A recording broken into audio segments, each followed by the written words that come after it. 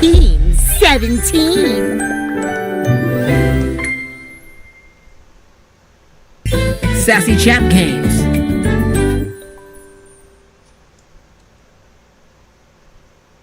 Date everything.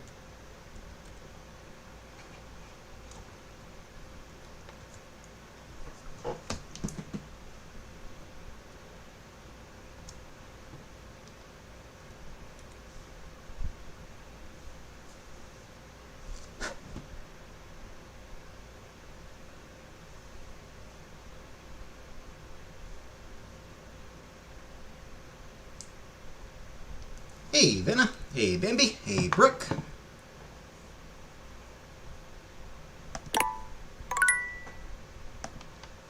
Hey, Killface. Hey, JD.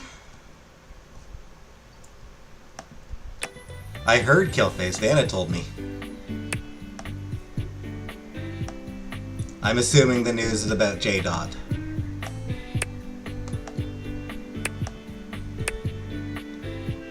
Yeah, Vanna told me. She messaged me on Twitter to let me know.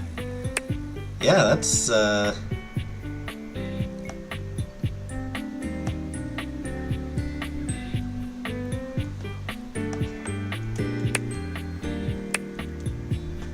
Or Jenna, maybe?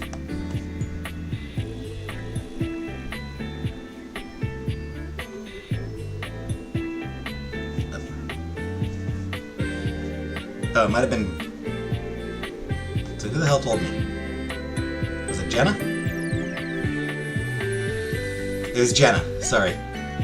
I continue to get you two mixed up, sorry. For some reason I thought it was Vanna.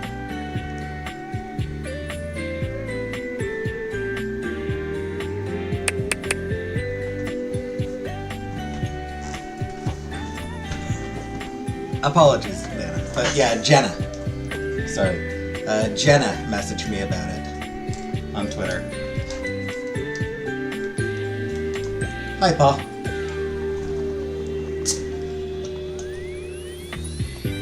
Hey, Uncle Buck.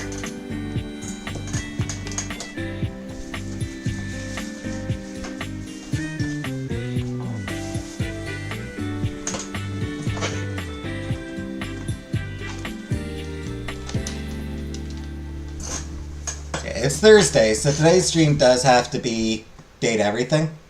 I gotta keep my schedule. So today's stream is still gonna be date everything, but tomorrow's stream will be dedicated to J. Dot.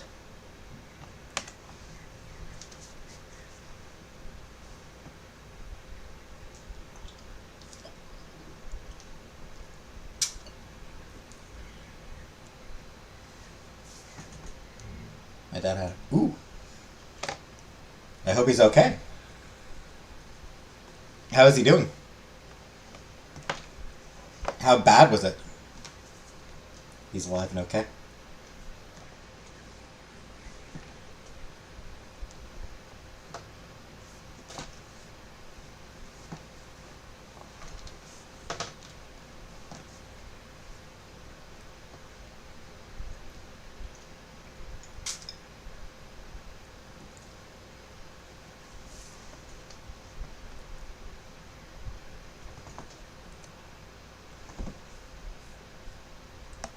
So I didn't actually save after updating that.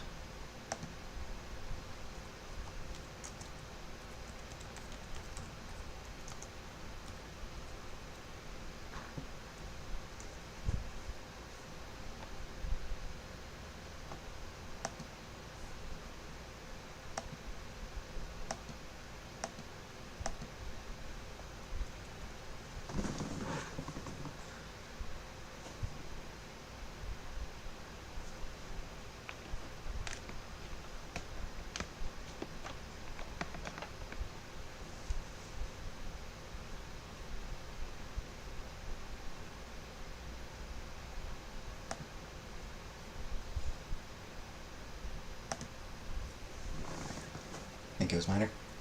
Good to hear. Good to hear. Right. First true computer bug was found in 1947 when an actual moth flew into the inner workings of the Mark II computer at Harvard. I'm not getting into the game itself.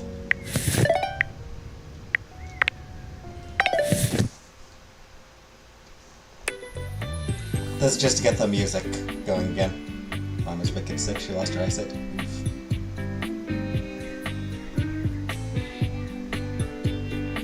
So this day is just all about people.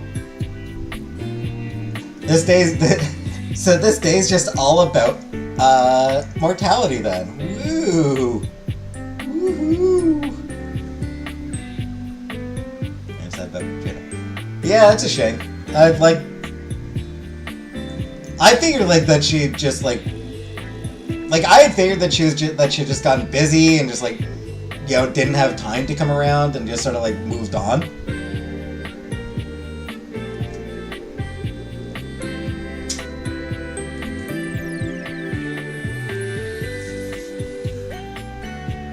She wasn't even really old. Yeah.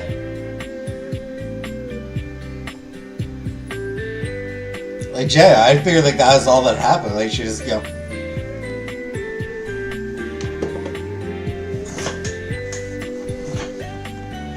shit going on in her life, and just I don't really feel like going around. I don't really feel like popping into that stream anymore. I figured, it was just something like that. Didn't even occur to me that she might be dead.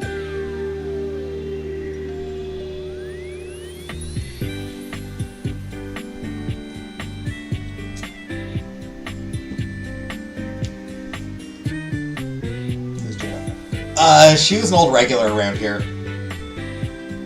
She used to come around a lot. Hey, Joanna. She'd often come around to talk about, how much she missed her... how much she missed her parents. Yeah, she was like, this is the anniversary... This is right near the anniversary of when my mom died. This is right near the anniversary of when my dad died. This is right near the anniversary of when my uncle died. It's just... I don't... Yeah. That was kind of her thing. It's just everyone in her family was dead. My uncle's in the hospital. It's just.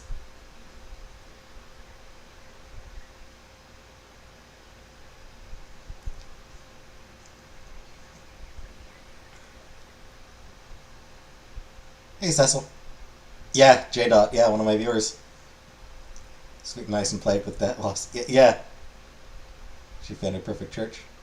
That's right. Yeah, that was what was going on last time. Last time she was around. Yeah, she had her church was locked up.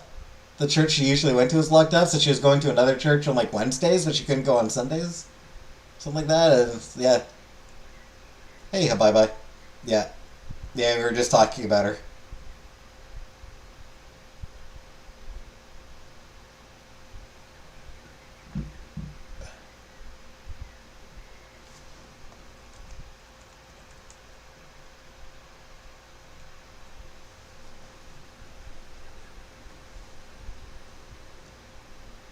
Yeah, it is absolutely a shame.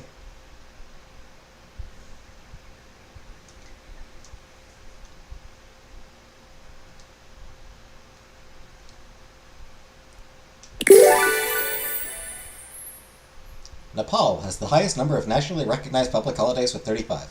However, it also has a 6-day work week. Oof.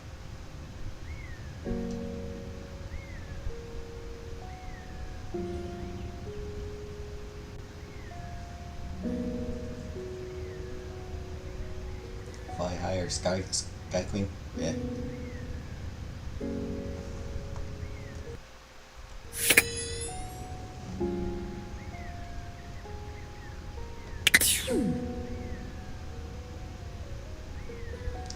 I'm not moving on. I'm just that's just so that we have some music playing. I just sort of loaded up just so that there's some music in the background.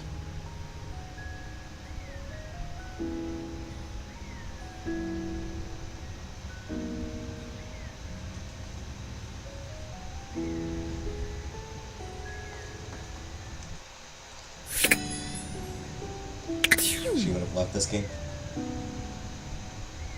Maybe, yeah. Probably. It's a fun game.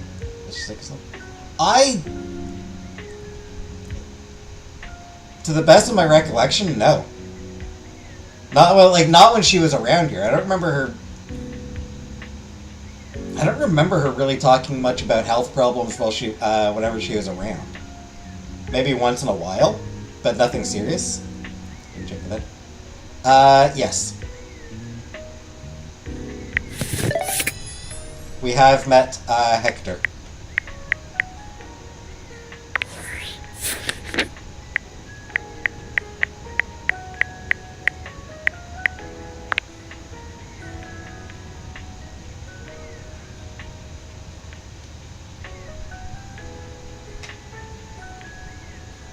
She had sore heart.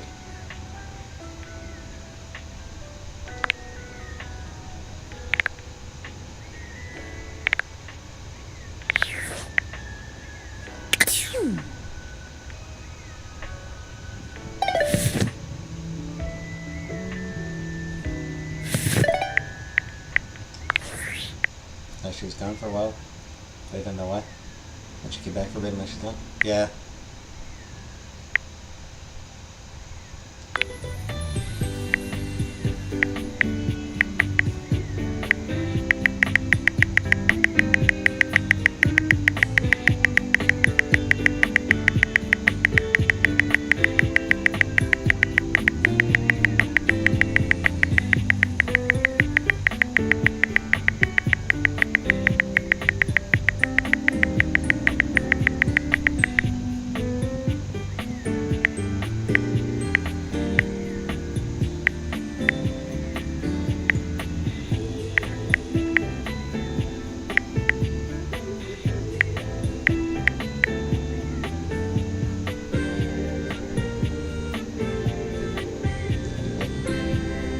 Jenna told me. She sent me a link to J Dot's obituary. I don't know how everyone found the obituary.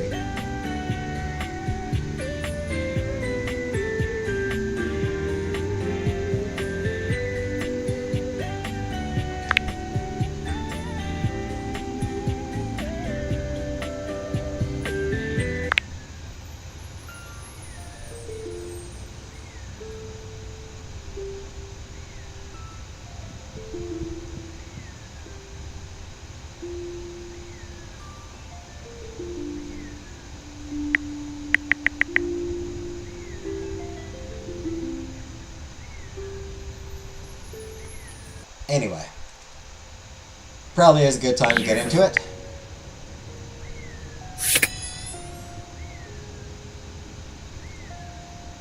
Shall we get into it?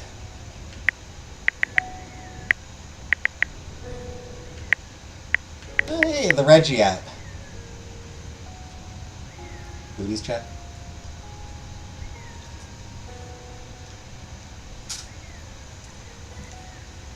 So shit. Trap Dorian yet?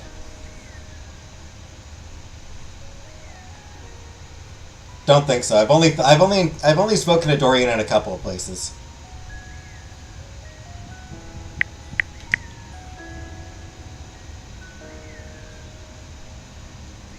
Anyway, I did look up how to find something specific. Hello? Where is that coming from? Hello?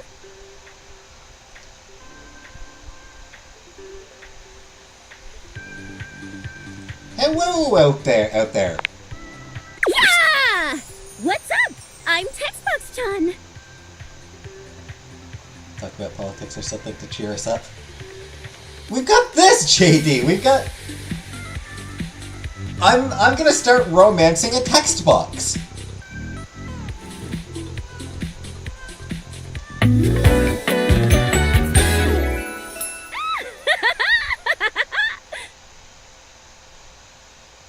I'm gonna start romancing a very adorable text box. A stranger that appears to be cuteness personified jump kicks into your view, striking a pose so adorable it makes you just a little dizzy. Yo, it's the text box made into an anime lady. Yep. Gee, those date beaters really can transform anything. They give Jade other credit. She was a real one. She was. Wait, we should use it on the sun! Think that would work?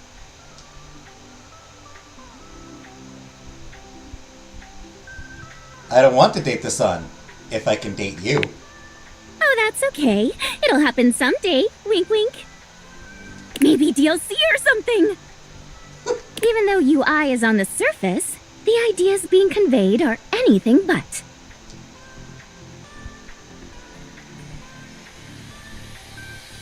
Makes sense to me. Look, I know you've been staring at me this whole time, which is the point. But remember, my advice is to listen to what I have to say, not just admire my pretty colors. But I do also like your very pretty colors. She's got really cool eyes. I really dig her eyes. You got it, Textbox-chan. Yay! How are your dates going, by the way? I hope I've been helpful so far. You've been super helpful. You're super welcome. Gee. Just know that you can count on me in your romantic quests. Now, I'll leave you to it. Come talk to me again after you've awakened 16 dateables. And just put on those specs and tap that phantom word box you've never questioned before. I've already done that. Well, then come back later. I can't have you see all my content in one go. Fair enough. UI still has to leave something to the imagination. TTYL! Boing, boing, boing, boing, boing!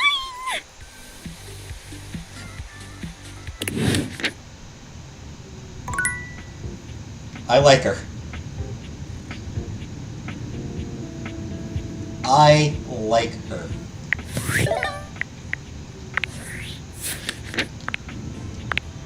Suzy Young. You've met Textbox-chan, the UI. She's a quirky, hyper anime girl with a penchant for communicating using text emojis. She'd like you to come back after you've awakened 16 dateables. Just put on your date beaters and tap that phantom word box you never questioned before. From queuing up the next text to highlighting keywords, clues, and conversations, Textbox-chan is the helpful user interface for you. With all that energy, she makes sure to steer others in the right direction, while cheering them on with an emoji of some sort.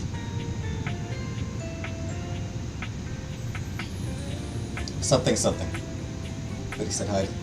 Say hi. To me, everyone, and the toaster. She enjoys being informative and all-inclusive, especially when transcribing every conversation you have for the players who can't hear without subtitles. Good on her! Accessibility, likes accessibility, precision, kamoji. Kamoji? Dislike skipping dialogue. Fair. I'm at 91. I've only got 11 more to go.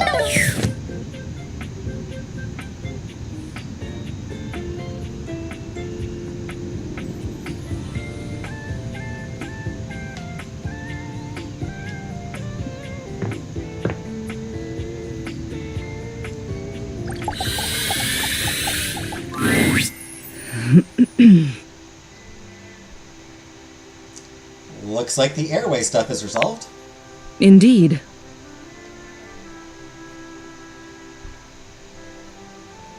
So, are you gonna Going to what? tell Florence how you feel? Listen here. I appreciate all your work resolving this matter and everything you do around the house, but this is entirely out of line.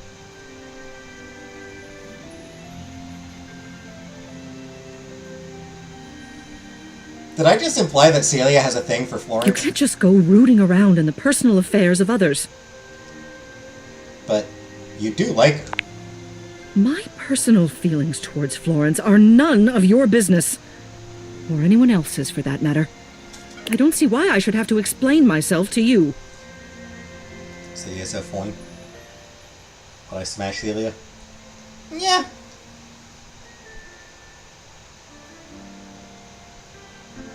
You're so concerned with everyone in the house's happiness. Don't you think it's time you pursued your own?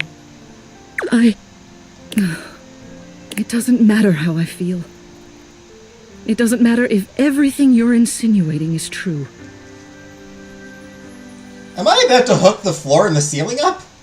Am I about to get the floor and the ceiling to get together? I'm the mayor. I'm a ceiling of station. I can't just go traipsing around with my secretary. Air street pipes? Yeah, definitely. No matter how kindly she is. Or how sweet. Or how pretty. No matter how much I may want to. Florence enters, barely able to look Celia in the eye. Celia. Florence, dearest, how long have you been standing there? I had my finger on the intercom button the whole time. What? Apparently. She looks like your mom. Then I want to have sex with your mom. Sorry, I had to go over your head on this one. You can't go over my head. I'm the ceiling. This house has 2 floors. Quiet. Miss Mayor. Celia. Is it true? I'm sorry. This must be so embarrassing for you, seeing me like this.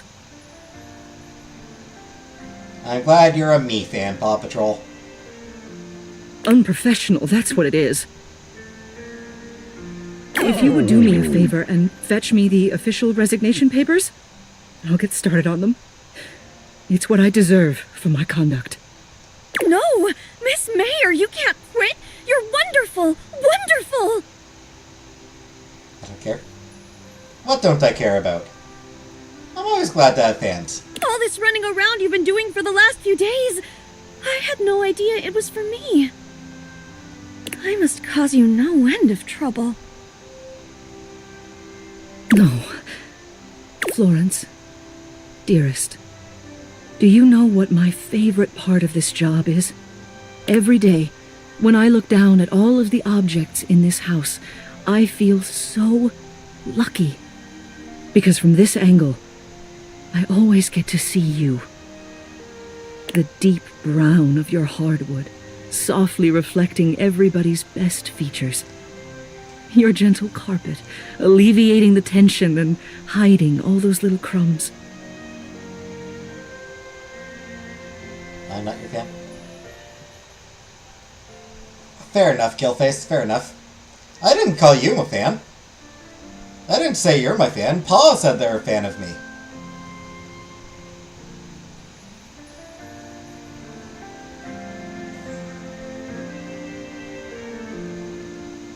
You're a dear, Florence. My dearest. Everyone thinks I'm the one in charge, but the truth is, you're the foundation of this house. I wouldn't be anything without you. Oh, Celia. Well, that's 2 more that I'm not going to be able to romance. I felt the same way about you for so long. But never in my wildest dreams did I think you'd ever... Tears slip down Florence's cheeks. Celia reaches out to dab at them with gentle hands. You're an AC of me. Oh, come now, dearest. You mustn't cry. You'll get water damage. Well now, what are we going to do about this? Bedroom's just right there. So, you know, just go and,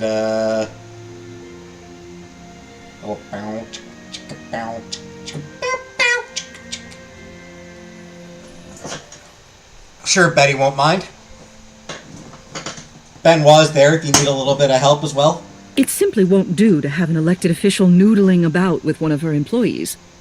Well, you are the mayor, but technically, bureaucratically speaking, I mean, the human does outrank you. They could maybe write up some sort of document that makes this okay? Well, There's an idea. What do you say?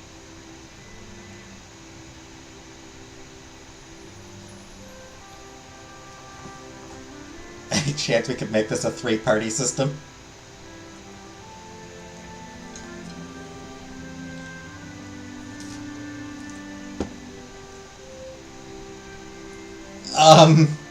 You know what? I'm gonna go for it.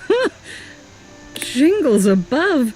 Just when I thought you couldn't get any more audacious. I wouldn't mind. I think you're wonderful. If you plant your feet on me and stretch your arms up as high as you can, we can all hold hands at once. Well, if Florence is all right with it, then I suppose I have no objections. I just joined a polycule! Woo! Although it may take some time for me to get used to having 2 dearests. Florence is your dearest. I'm just, you know... Hey, Truth Fairy.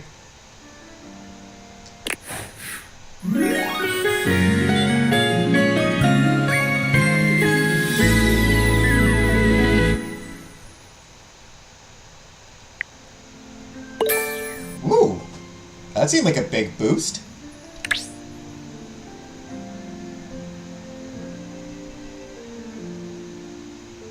Smart's at 21. You're the one your parents go to when the computer's acting funny.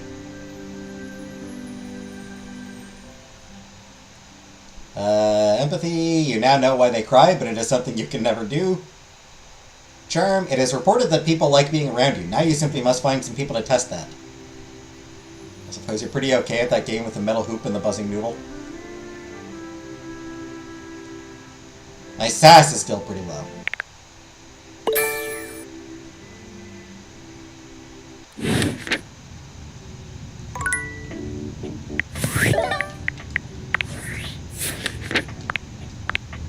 Sig and Florence finally came clean with one another about their feelings. What's more, they are interested in a 3-party system. They're picking you up in a vertical embrace of love.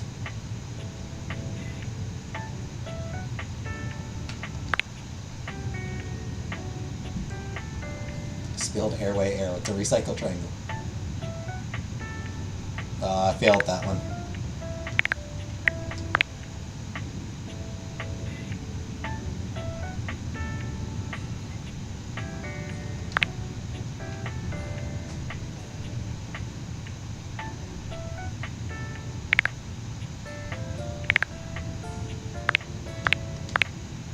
Alright, so that's 1, 2, 3.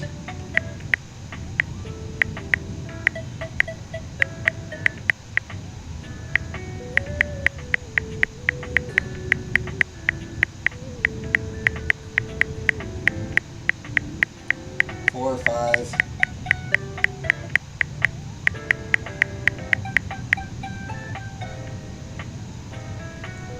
Can we talk to River? Hey, Sar. You want to talk to River? Yeah, we can do that. But what room?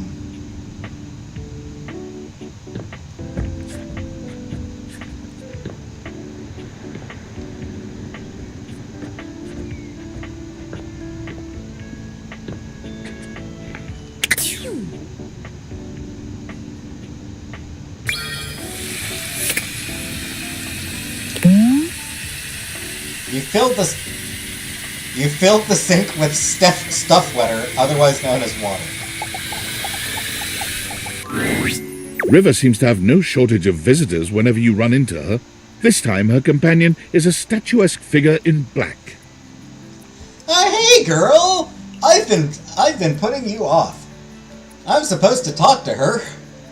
I'm supposed to help her with all the stuff in the attic. You recognize Lady Memoria right away. Don't concern yourself with the opinions of those beneath you. There is only one real answer to your question to begin with. Yeah. Ice, my dear. Ice preserves perfectly. It leaves everything just as it should be, forever beautiful. That aside, a lady never allows herself to boil over. Do not let them see you crack. Do you understand? Yeah. Excellent. Memoria breezes out of the room, not even looking your way. Perhaps she didn't see you, or perhaps she's just lost in her own thoughts. Or perhaps she's a bit annoyed that I haven't been back to help her with sorting through all the stuff in the attic. River doesn't seem at all encouraged by Memoria's advice. When she sees you, she starts for a moment, then sighs. Oh, hey. The answer, River, to which form is best, we all contain multitudes. You seem down. Well, yeah. Everyone I talk to has a different opinion about which version of me they like best. Nobody has said the same thing. What am I supposed to do with 10 different answers?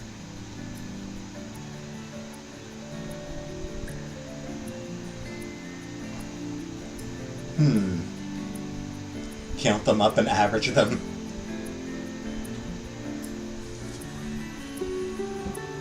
Paw Patrol! Thank you for 5 gift memberships, Paw Patrol!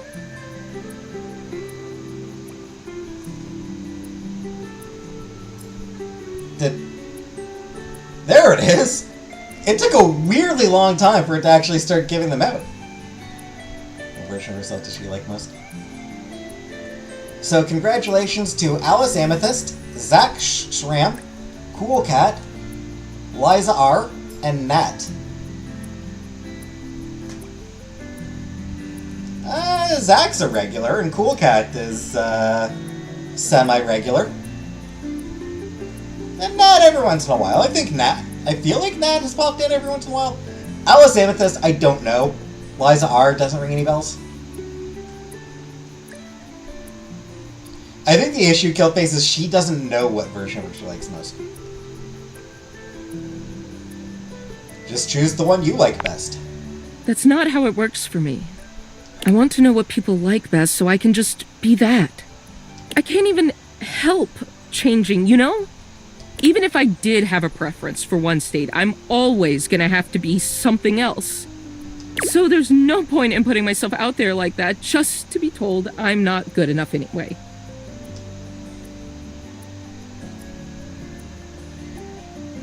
I like you just the way you are.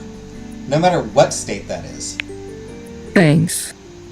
River falls silent, perhaps thinking over what you've said to her, or perhaps turning over everyone else's words. We all contain multitudes. We are all different things to different people.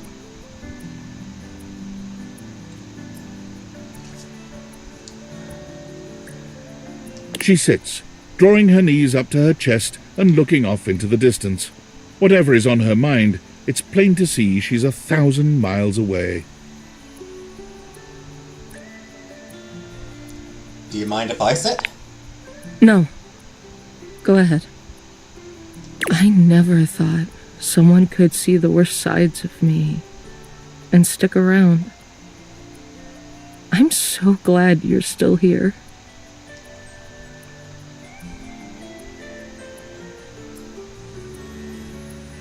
I know what it's like to feel lost. I don't understand how you're always you, no matter where you go.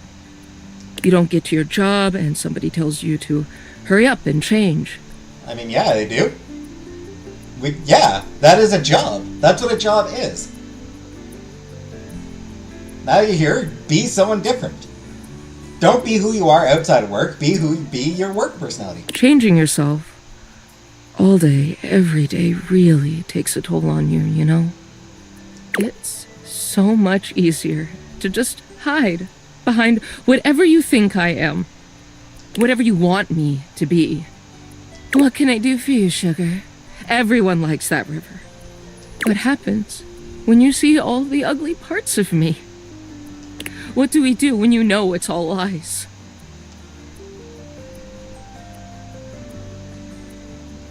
Get to know the messy, real River. What if you don't like her?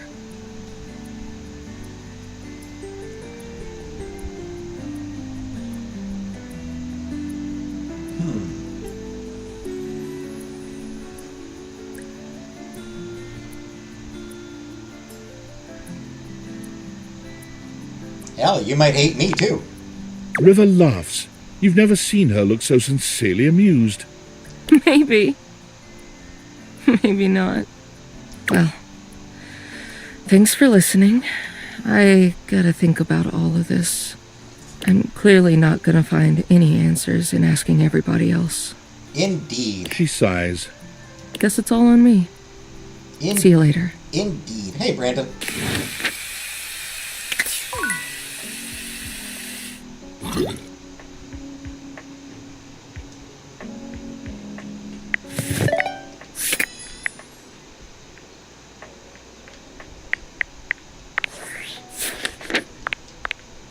Last time you saw River, she was with Lady Memoria. She still seems to be trying to figure out which version of herself to be in order to please everyone.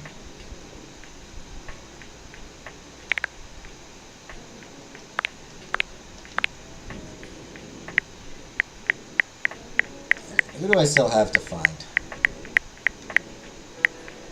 That's the drink cart.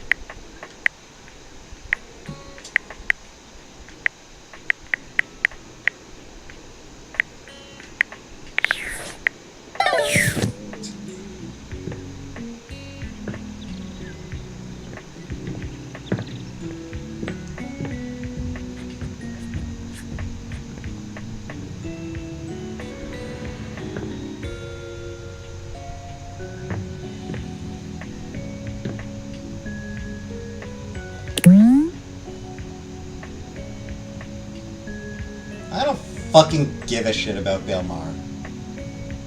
Let's talk to the magazine. What magazine? Oh, good! Oh, hey, it's Lyric. You're here. I'm excited. I'm expressive. Everyone's ready to go to the zoo. Fair enough. Alright, that's expected. You know, I should have expected it to be Lyric. That makes sense. Zoo? Don't worry about it. I've been thinking, and here, I believe, is the best way to organize our efforts. Creativity is for naught without some solid logistics. I know how I'd like to start my book. I've got this fantastic detective character named Wen that I've been working on for a while, and he's going to be our hero.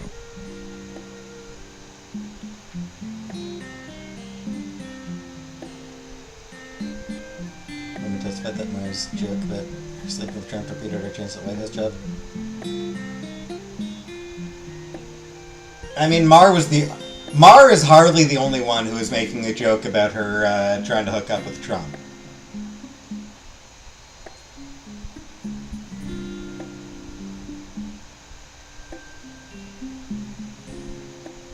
And I still don't give a shit about Mar. What I need from you, though, is help with creating an outline. If you will, help me to create a framework. And then, once we have that, I will take it and go into my secret writer's cubby and create the entirety of the book. Which I can absolutely do in a night. And believe you me, it will be perfection. But the outline, that's the hard part for me. Will you help? Does that sound doable?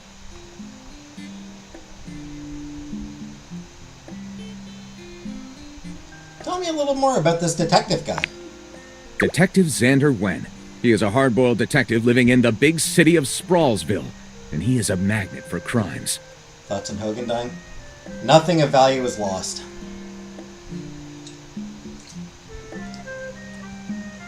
Fuck Hulk Hogan. Which works out just fine, because he's also a genius at solving them. Now, just to be clear with you, I haven't fully settled on writing a hard-boiled crime drama to go with my hard-boiled detective. The way I see it, Detective Wen is capable of getting himself into and out of almost any kind of trouble imaginable. I suppose this is why I've been having so much trouble writing this on my own. Xander Wen could do just about anything. I'm asking you to help me create his first story from infinite possibilities. Well, shall we get started?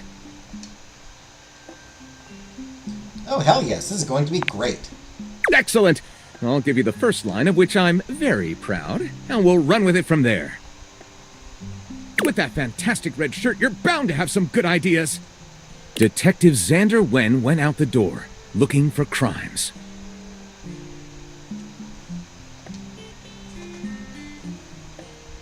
That's honestly a terrible line.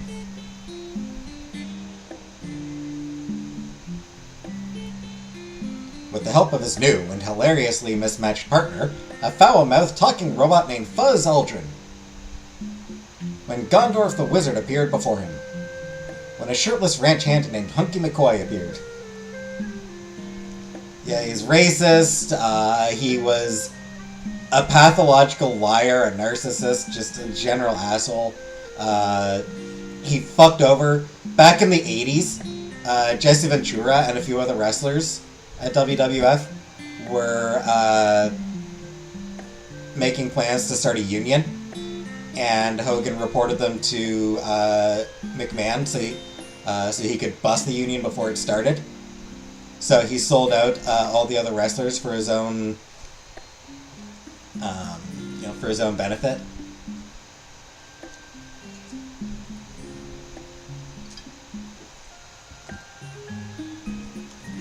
Huge Trump fan. Massive Trump fan.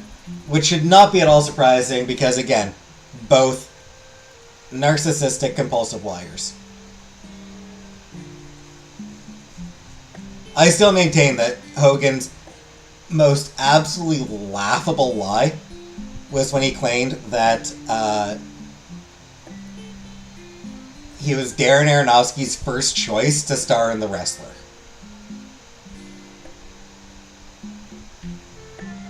Like, dude, no. Anyway, he didn't expect the first crime he ran into to be in the form of a blonde bombshell named Daphne Fatale. Daphne asked Detective Wen to help find her husband Cliff Fatale, who had gone missing. She'd last seen him on Skyros, Island of the Sirens. He'd last been seen climbing Everest. Xander takes the job, but doesn't tell her that he's not a real detective. His first name is just coincidentally Detective. When asked Daphne when she last saw her husband, she replies at the Squid Cannery down on the Misty Wharf. I kind of like the second one.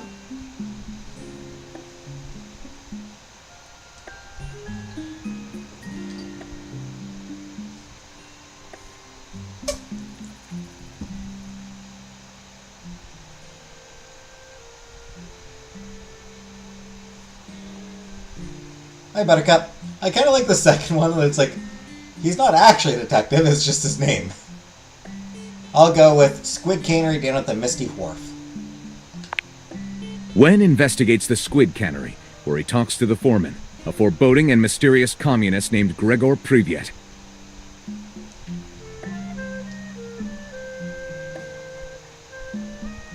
Gregor takes Xander to his back rooms where his most muscle-bound and sweatiest cannerers can. But then, pirates! Gregor needs to take the ashes of his father on a cross-country road trip to bury them in Winnipeg. Gregor says Cliff has been missing ever since he told Jersey Pozzoli he wouldn't pay protection money anymore.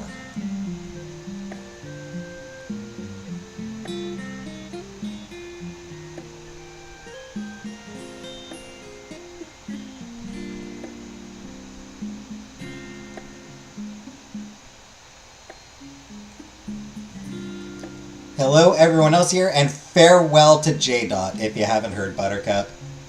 Not sure if I assume you did hear about J-Dot. Like, I kind of want to go with the first one, keep the hard-boiled noir detective thing going, but the fourth option is also kind of funny.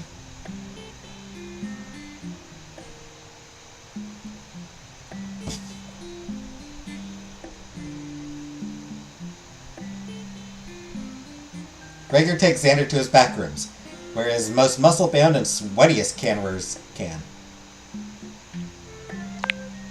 The cannerers twist and turn in the hot canning room. As Xander walks in, they all turn to look at him.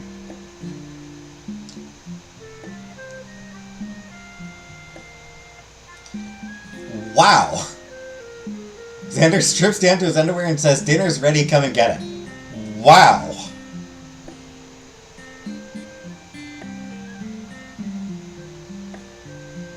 Xander investigates each one, finding a highly suspicious cannerer named Cliff.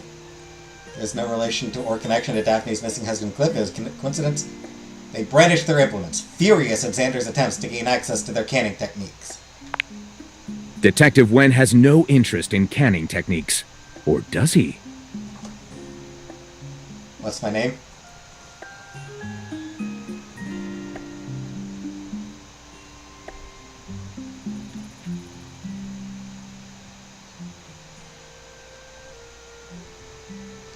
Call me whatever you want, just don't call me late for dinner.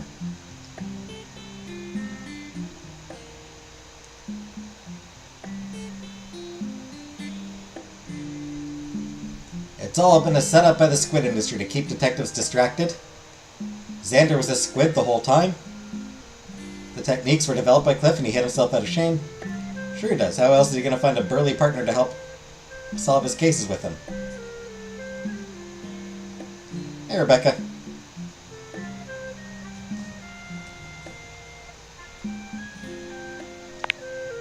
The origin story of Detective Wen's strapping partner, Bobby Braun. I call it Searching for Bobby Fischer.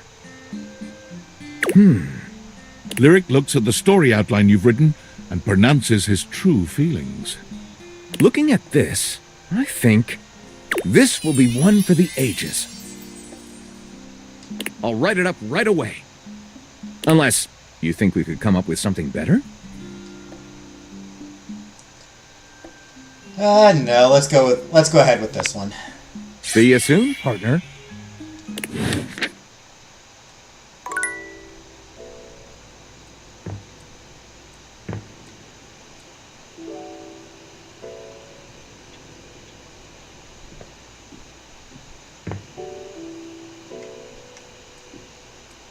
I want to talk to the piano again. Maestro, are you here to listen to me perform? Keys does look very strange.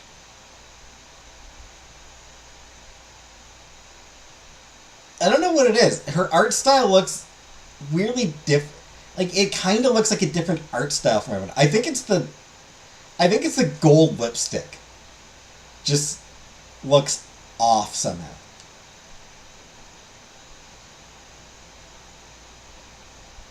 Yes. Unfortunately, I have nothing to perform today. Nothing is quite ready in my repertoire. On to more pressing matters though. I was hoping we could discuss my rider. Of course you would have a rider. I'm sure it's not your fault, seeing as how we've never worked together, but there are certain things I require if I'm expected to give a great performance.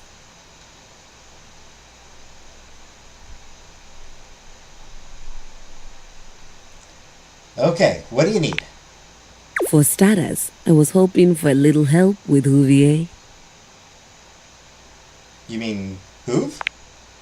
Oh, was that his name? Hoover, yeah. She waves her hand dismissively. You'll have to excuse me. I tend to cluster around the French composers lately. Still have a touch of the accent, I'm afraid. She is so stuck up and full of herself. Really? I'm not picking up an accent. She has... I don't know that it's a French accent, but she definitely has an accent. Really? I'm not picking up on an accent. Well, that's just perfect then, isn't it? You can be my translator. Like, it's...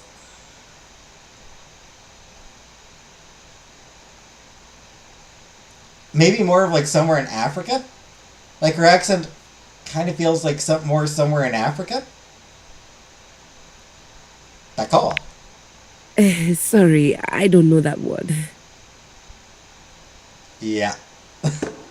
Yeah, that tracks.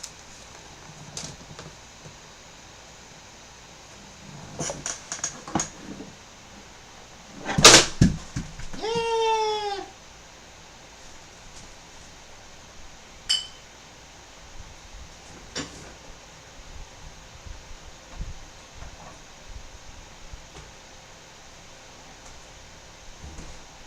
My controller fell. Didn't hit any buttons though.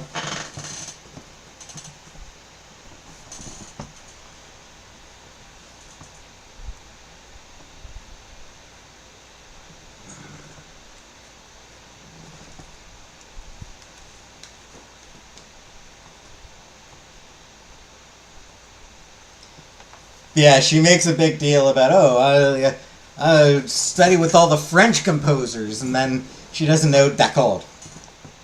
Please tell Huvier that he needs to do something about the dust. It's awful for my pedals. Any more of it and they'll begin to stick. I really did try to explain this to him, but the language barrier was just insurmountable. I'll need a bit of help with Hector too, I'm afraid. What do you need from him? Could you please talk to him about the temperature? I need it at a firm 20 degrees, or it's going to wreak havoc on my tuning.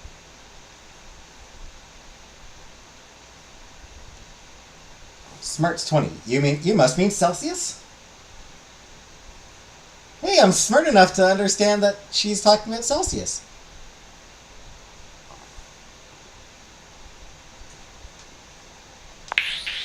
Yes, the only true way to measure hotness, coldness, or lack thereof. Agreed, Keys. I agree. I couldn't imagine any other way. I fucking agree. Why doesn't Hector keep the temperature how you like it? Honestly, I think my accent got in the way again. Same with Lux. I like to be lit a certain way.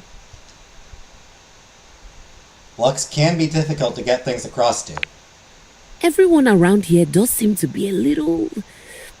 Oh, there's no better way to say it. Unrefined. Speaking of, do we have a lighting designer on staff?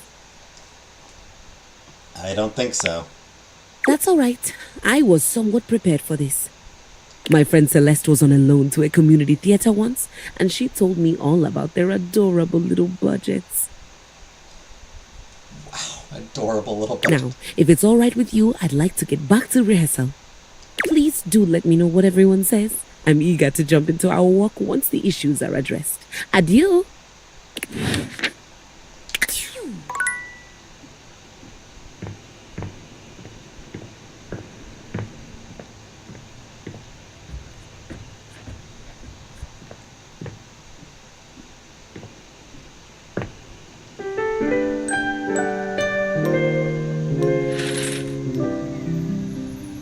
You've been here every day since post-villa?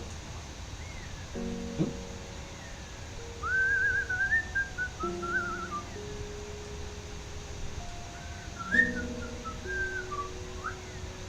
Yeah, not sure what that might have been.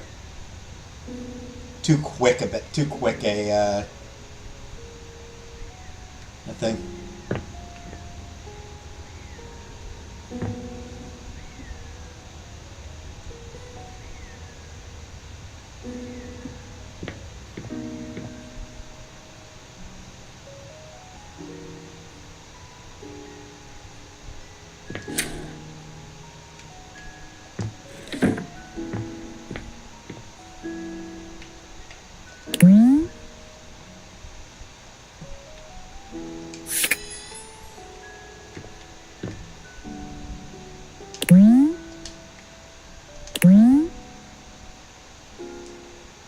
Do you know about box maker certificates? If not, you might want to check with my coworker who made the loading screen bags.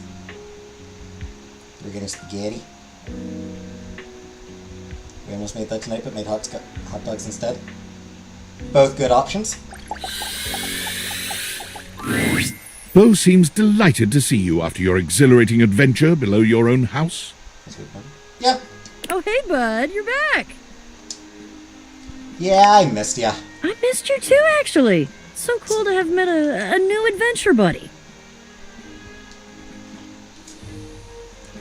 I wanted to thank you for the adventure. I needed that. Oh, wow. Really? You're thanking me? That's amazing. I mean, yeah, you're totally welcome. Wow, I've never had anyone thank me for an adventure before. Come to think of it, I've never thanked myself for all the amazing quests I take myself on. Now that I'm doing this math, that seems kind of like an oversight. Spaghetti and hot dogs.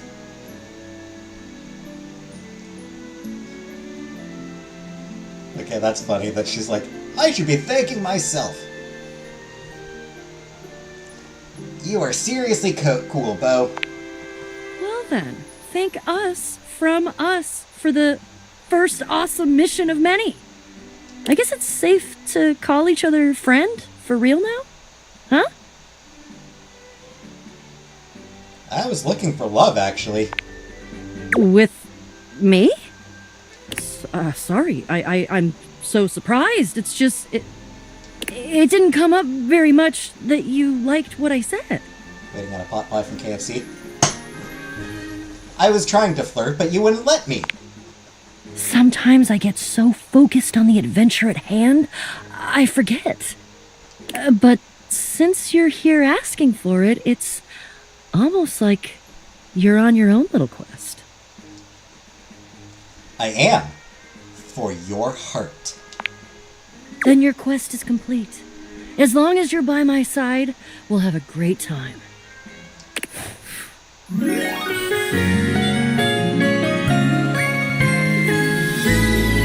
will be the greatest adventure.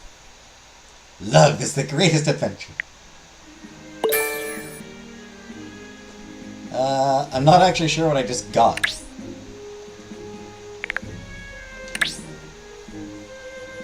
Poise, I think, maybe?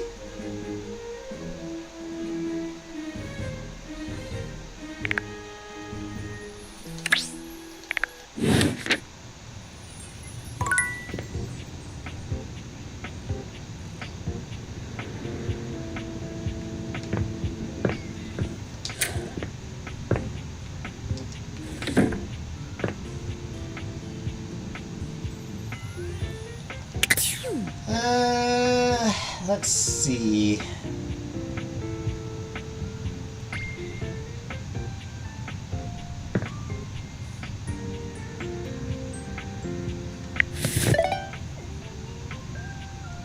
Hey, Holloway. I know, it'll be Memoria. I have talked to her. I've also talked to the two people that she wanted me to talk to. So, like...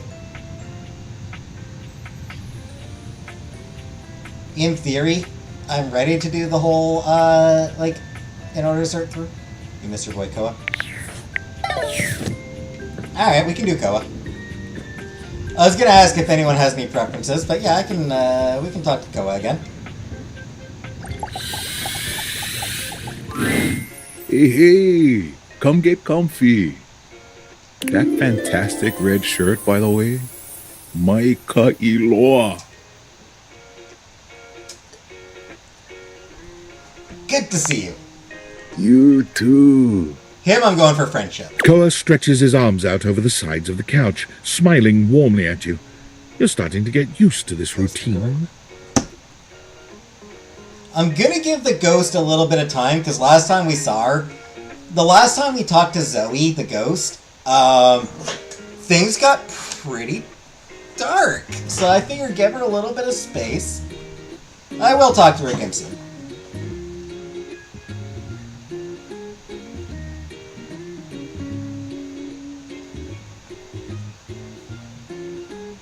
Let me guess. No talk, just vibes? You know it. I would just lie on top of him for hours. And he'd probably Koa love you. breathes in deeply, exhaling with an air of supreme happiness. With every passing moment, you feel yourself growing more relaxed. Koa truly has mastered the art of relaxation. I don't think we have talked to the cabinet. Your body and mind feel as though you've just spent the day at a luxury spa. You've never known anyone to have such an intensely calming effect on their environment. After an indeterminate amount of time, Koa finally breaks your comfortable silence. Hey, I really needed this time. I wanted to say thank you in a way that only a couch can.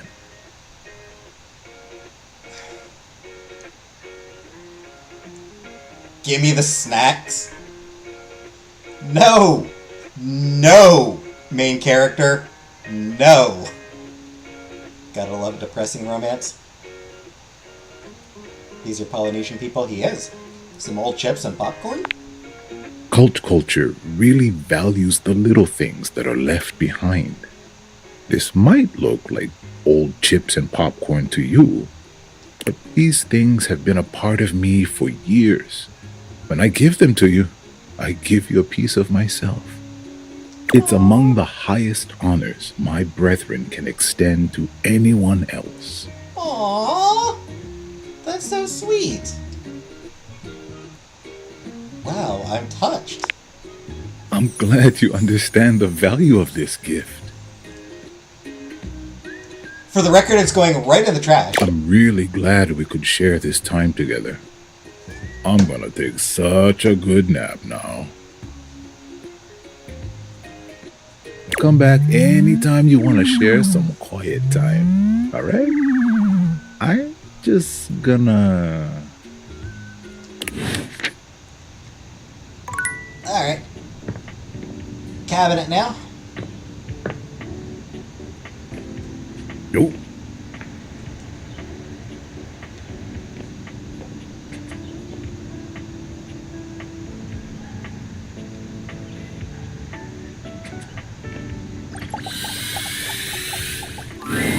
Amore, buongiorno. Oh, we did talk to the cabinet. I have been pacing the floor, imploring the gods for the moment when you would come to me again. I'm not actually sure if I got that one. The sight of you still strikes breath from my lungs. I am suspended in the glow of your beauty. I bet you say that to everyone. Not at all. How could I express such passion more than once?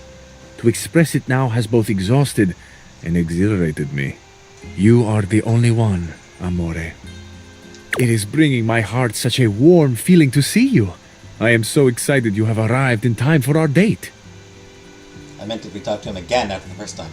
What can I do? We did not talk to him again after the first time. And yes,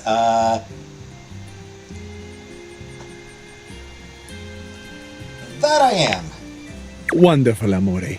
Your excitement honors me. Oh, how lovely. I shall tell you all about it.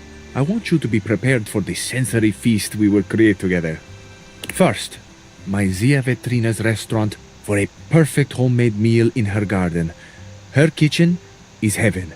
Fresh bread, sharp lemons. She is the best cook in all of Italia. I cannot wait to see your experience of all these culinary sensations, Amore. What scent will you love? Which flavor will be brand new to you? Which perhaps will make you cry or remember a lost love or a grief? Will your scents be the same as mine?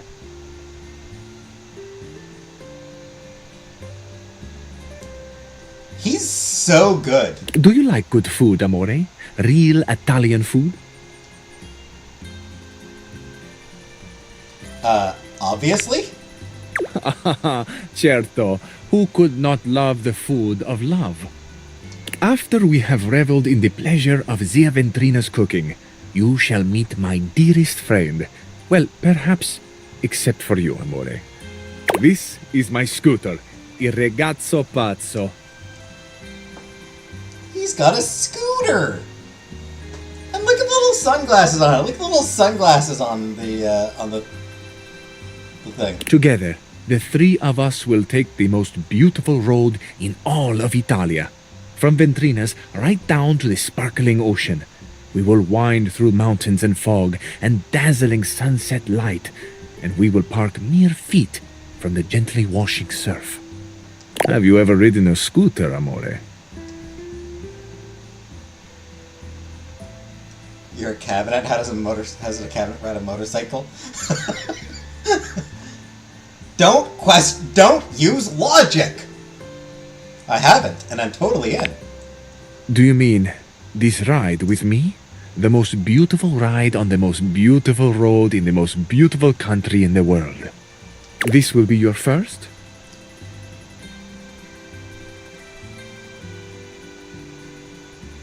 You may be my first for many things, Cabricio.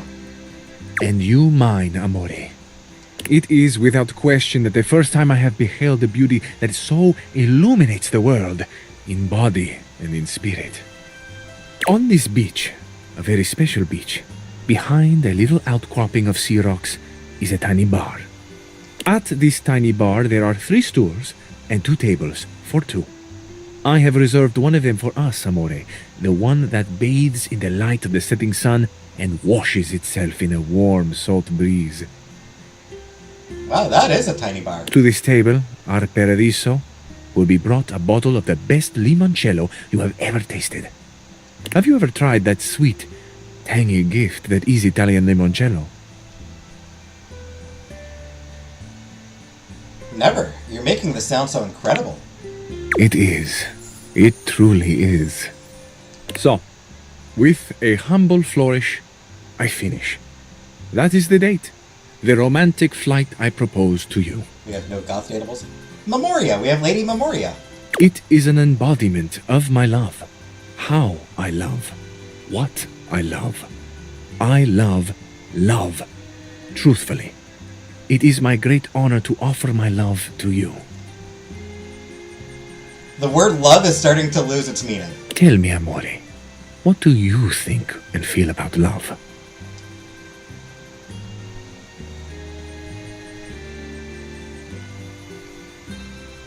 Still confused how I can do any of this stuff with a cabinet.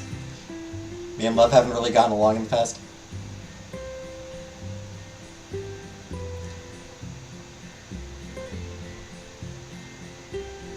It's special.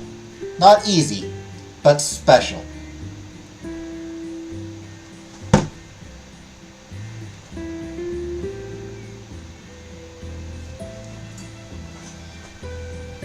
Like lemon chick. I won't. Because in real life, I don't drink alcohol. But our character probably drinks alcohol. It's special.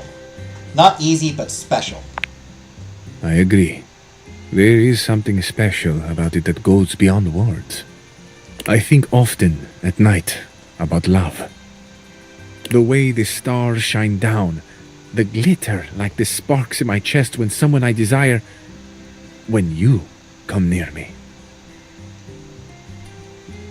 Sparks? See, floating electricity. So the word beauty? Yep. The night sky. Il firmamento. It is vast and close. I can hear myself. Sometimes when I catch myself in the throes of my poetry. Amore, I hope I have not embarrassed you. Rebel? Nah, Rebel is pure punk. She is pure straight up punk.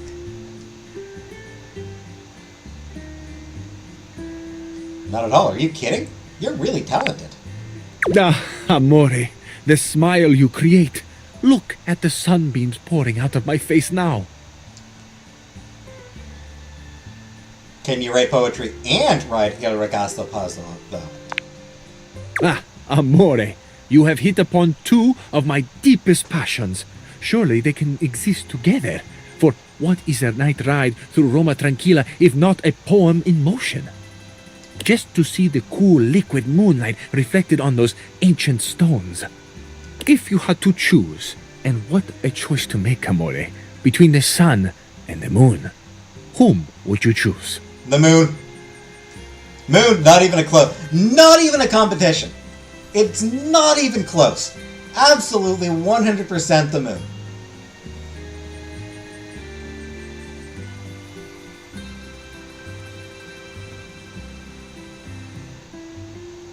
The sun, that great sky, that great day flame, fuck that. Give me the quiet, gentle moon every goddamn time.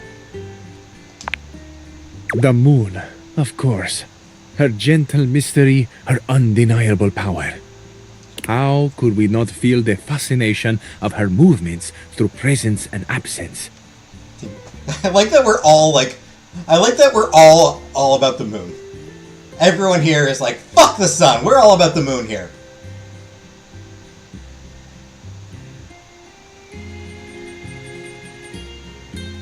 I can hear myself. My boyfriend might have put him on speakerphone 2025. Everyone here, like, the moon's a little bitch. Give me the sun's a little bitch. Give me the moon. Under the moon with the cabinet.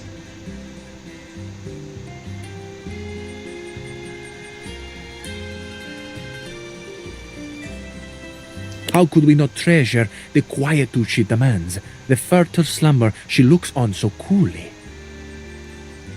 The light of the moon, amore, lights up less what is around us than that which is within us.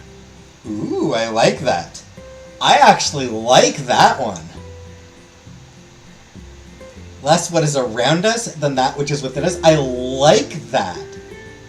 Very poetic, and like, I love that. Oh, amore, you have truly unlocked my heart. But I fear I may be sharing more than you wish to hold. Have you had your fill of poetry for now? I do love listening to you. I love listening to you too. Yeah, you just keep on talking. Like I'll just give you some books to start narrating, and you just keep talking. What a gift to find this openness now.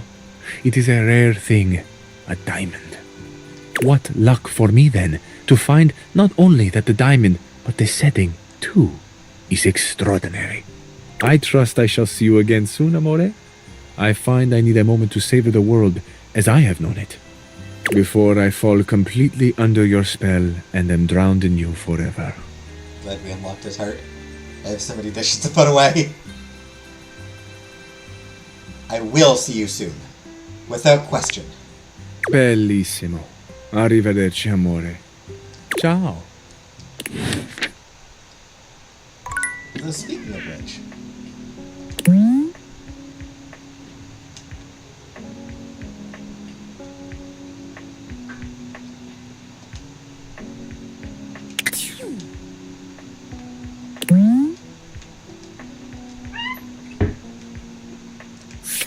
Oh.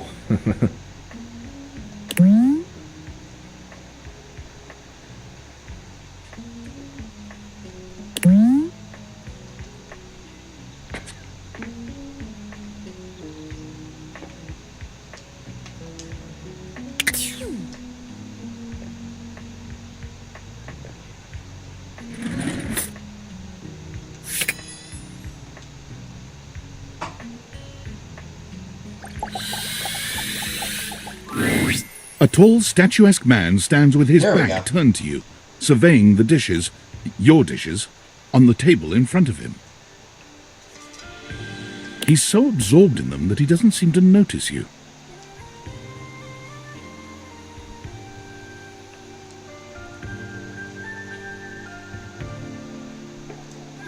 Hello? The man doesn't move. As you walk around to get a better look, you can see that he's quite handsome, and still entirely uninterested in speaking to you.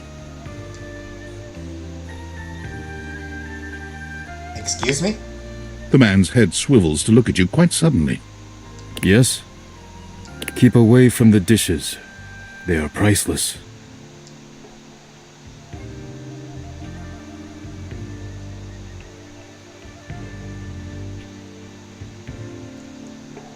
Finally, someone who understands the value of dishware. Yes, more precious than gold. More valuable than money. More important than world peace. Gone a little far there, but... Oh, really? I am Daisuke. Daisuke Dishware.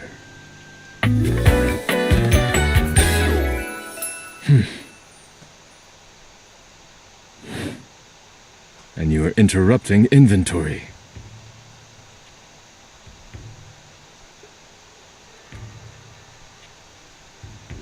Inventory? Yes. Once a week I take inventory of the dishes. If one is cracked or chipped, I repair it. If one is beyond repair, I retire it. And when new dishes arrive, I add them to the collection.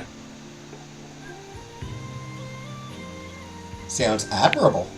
Your praise is not required, but I thank you. Now please, leave me to finish my work.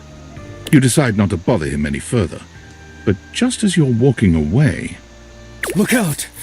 your foot catches on a strange bulge in the flooring, and before you know it, you're going down. Hard. But you don't hit the floor. You hit hard muscle instead. Daisuke has heroically put himself between you and the dishes. You're now face to face, and chest to chest, on the ground. Ooh, romantic. Are you alright? Forget about me. Are the dishes all right?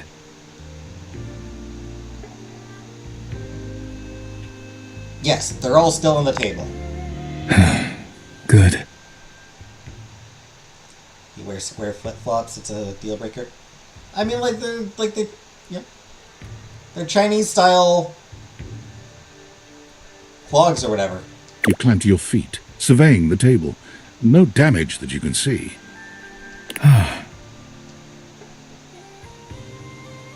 You okay? I think I've chipped.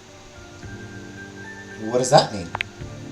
I must repair myself, lest my injuries become worse. Please leave now, before you do any more damage. Are you sure I can't help you? Yes, your concern is appreciated, but ultimately useless. Ouch. Leave me now. Okay, I don't like this dude. He's rude.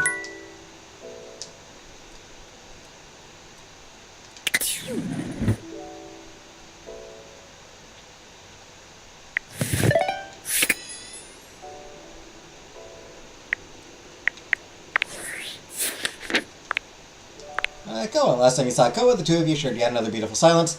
He's truly moved by your acceptance of couch culture. He's off to take a nap. Old chips and popcorn. These have been a part of Koa for years. Oh, hey, you can't achieve a love ending with Koa. Oh, lemon orange. Key's had a number of requests for you in order to make sure she's capable of giving a great performance. She'd like Hoove to do something about the dust, Hector to adjust the temperature, and Lux to light her better.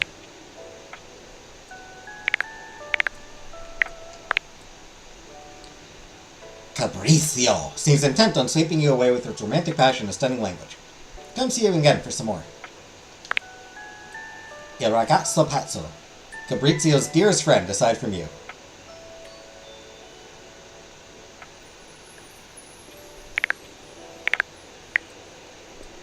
Daisuke. Voiced by Daisuke Tsuchi. That's funny. I like that a lot of, there's a fair number of, people in here where the voice actors, have the same name as the character. So, you know, Cherami, Daisuke, Dante. You met Daisuke, guardian and protector of the dishes. You accidentally fell, and he caught you, which protected you from injury, but resulted in his being chipped. The distant and serious guardian of the plates, bowls, and utensils. It is sometimes difficult to read what he is thinking on the inside, but he seems to be fully aligned on the side of good, clean duty. Like a capable courtesan, Daisuke is trained in many talents other than mere dishware. Perhaps with some gentle support, you can crack this pot. Likes, taking things seriously. Dislikes, constructive feedback. Congratulations, you helped Lyric outline an entire book. Come see him again to see how he's done.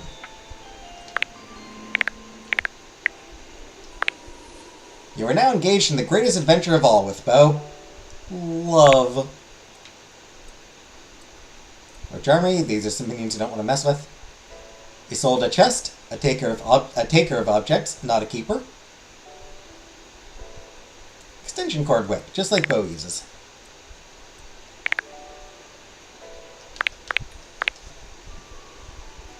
Alright, so now we need to decide, is there anyone else that we feel like we should talk to tonight?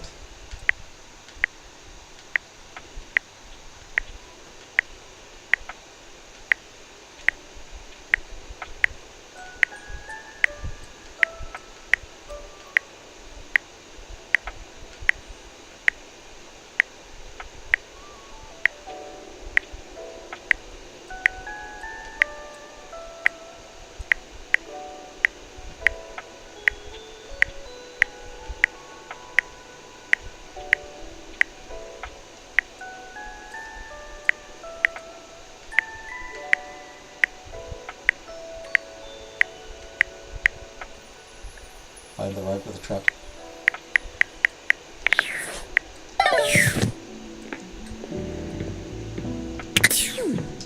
I mean, I would assume that that's just this one.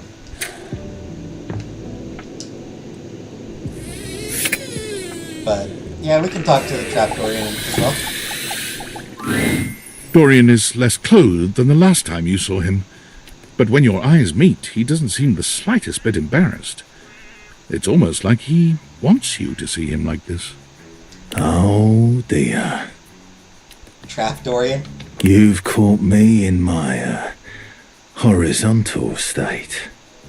I try to stay hidden under the rug, because this isn't a part of myself that should be, out in the open.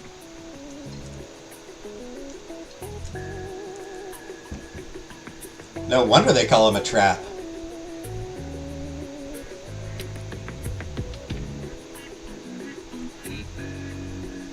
Yes, no wonder he's Trap Dorian. Thirst Trap Dorian. He's Thirst Trap Dorian. But even us doors have to cut loose from time to time.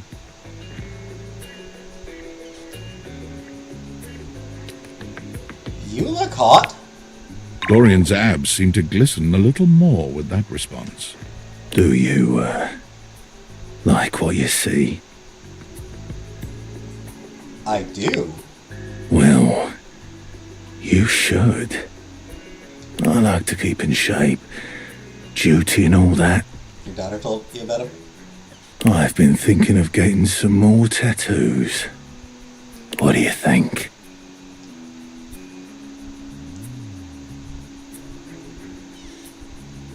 Absolutely. Cover yourself in ink. I was thinking of getting a garage Dorian on my back.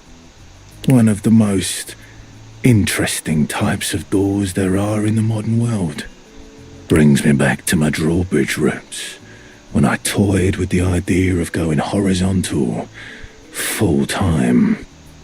But you get older and, well, here we are. I love how, like, he's just the concept of doors as a whole. Not just the doors in our house. He is the very, like, concept of doors. Thanks for chatting me up.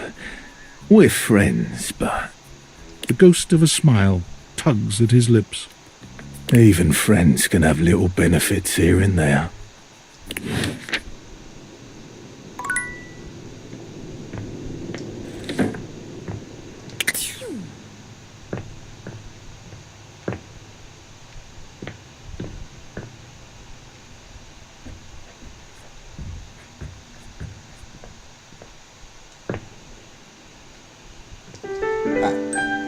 We'll give Zoe one more night to sort of...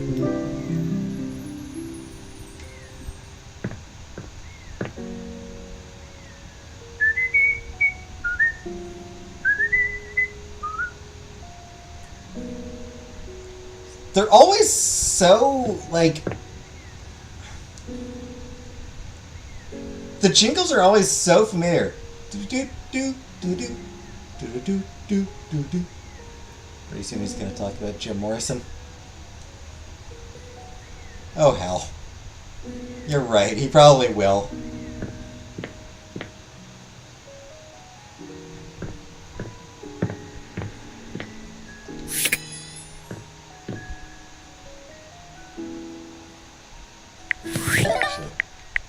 Alright.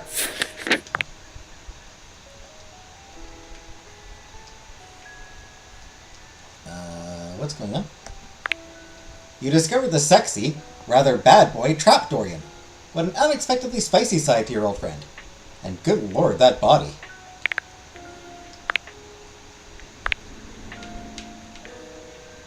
Tiny Dorian, there's nothing funny about this. Trap Dorian, the only horizontal door around. Speak to Dorian at the front door, foyer. Speak to Dorian facing the wrong way. I imagine that'd be like if I close this door. Onto the back of one of the doors.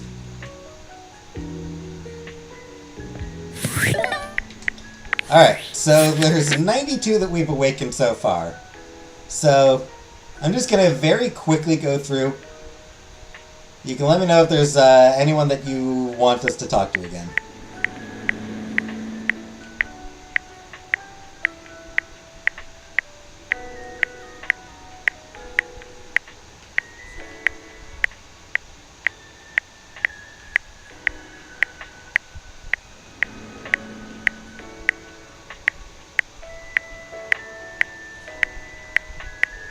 There are a few I definitely want to talk to again.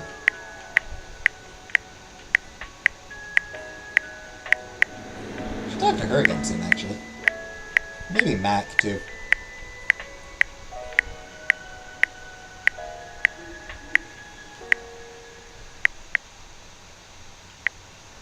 Wouldn't mind talking to Benoit again.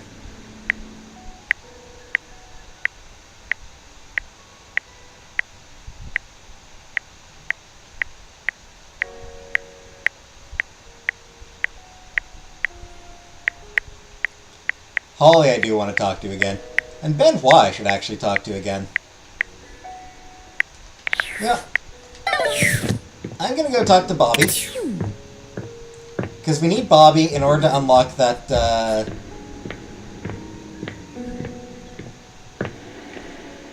in order to unlock this cabinet. Ooh.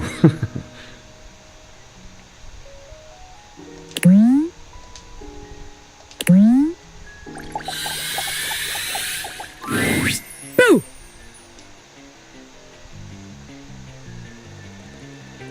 Oh, you startled me. Did I? Damn, couldn't you have maybe screamed a little or something? That's like saying, oh, that's hilarious, when someone tells a joke. Sorry. Like, bitch, if it was hilarious, then laugh. A little hee-hee-ho-ho won't kill you. I mean, sometimes something is hilarious, but you don't laugh. Like, sometimes it's like, oh, that's good. Sometimes something's so funny that you have to admire it. Like, it's too funny to even laugh at. It's like, that is good. But look at me going on when we've got business to discuss. Welcome, recruit, to the future location of the heart of the Pin Crime Syndicate. Bobby gestures expansively to the laundry room. Just look at all the opportunities here. Tell me more, boss. Oh yeah, I like the sound of that, boss. So check it out. I call this one Sud Scam. You go out around the house, spilling stuff all over the place. You know, by accident. Wink, wink, wonk. Wonk? They wink at you 4 times in a row, huge and exaggerated, just to be sure you're both on the same page. When they're like, oh man, what do I do? My clothes are ruined. You tell them you got just the person for them, and you send them to me. You wash their clothes, and while that's going on, I go through their pockets. Next thing you know, we're rolling in the dough.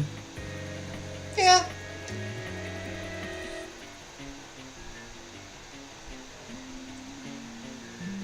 What if they don't have anything in their pockets?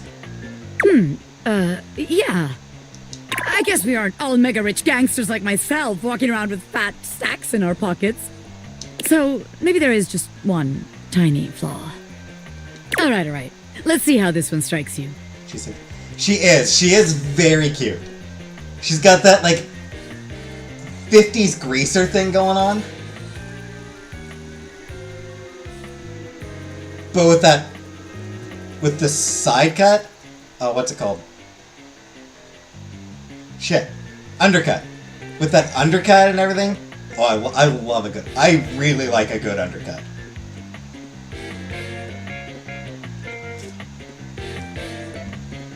I really like her hair. I call this one the old switcheroo. People bring us their laundry. We take that laundry and sell it online. Then we replace it with cheaper pieces that fell off the back of the truck. When they say, hey, that's not my clothes, we're like, yeah, it is. I look at you and I'm like, that's what you brought me, right? And you go, yeah, boss, that was it. And we just stare at the customer until they leave. The last part of the plan is my favorite part. Just stare at them, make them uncomfortable so they just like, you know what? How about it?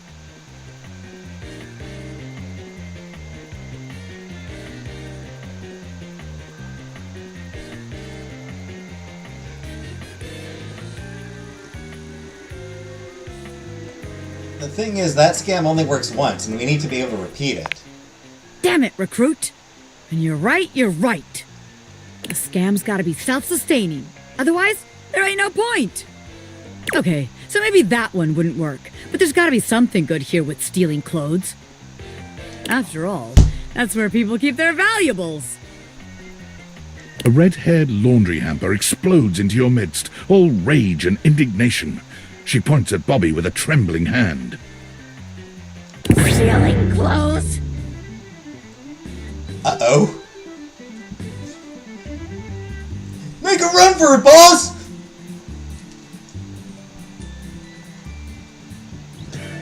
Ah! What the hell? I won't let you take anyone else! Never again, you hear me? Never again! Harper is, yeah, Harper is not on board. Calm down, you harebrained harpy. I'm just spitballing ideas here. She points at you now. Take your kidnapper friend and get out of here before I toss you out myself! I'm going! Yeesh! Bobby twists out of her reach, making their way to the door with you. Down! Bobby Pin can read a room, and I'm reading that the laundry room ain't the place for pin ink. Alright then, newbie. Here's your hint for the next place you can find me. I'm a pin of business. A legitimate business pin. You got that? Pin out!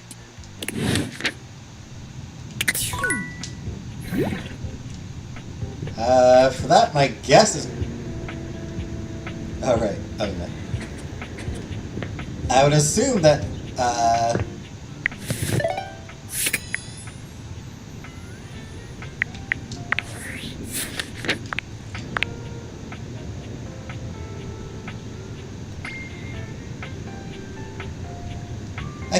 I totally forgot that Bobby is non-binary.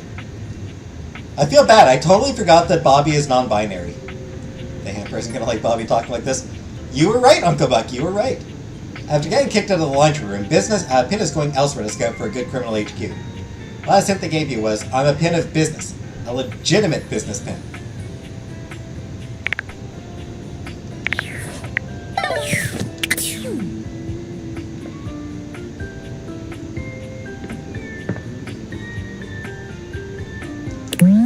Yep. There they are.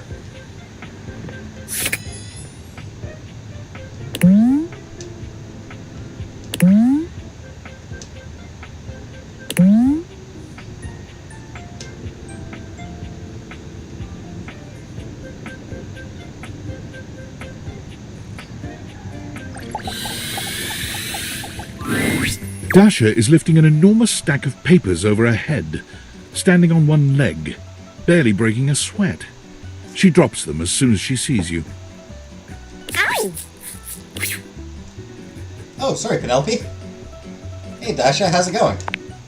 It is going excellent now that you have arrived. After all, today we have practice date. The thought of going on a date with you makes me happy. Even if it is fake date?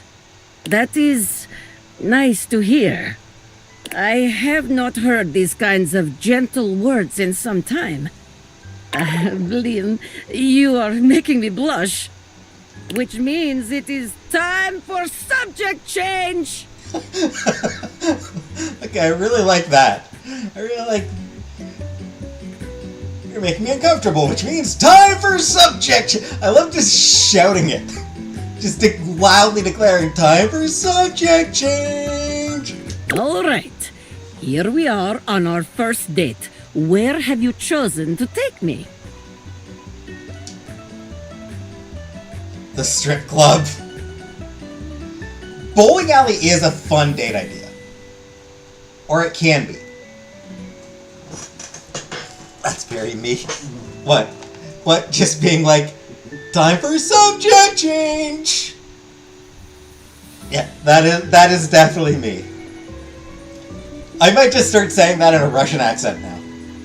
Time for subject change.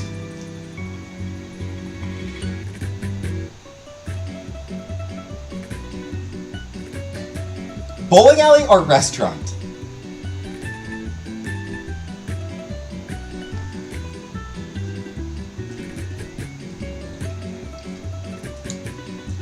Restaurant is a very traditional date. You know, it's one that, like, you can't really go wrong with, hey, would you like to get dinner? You can't really go wrong with that.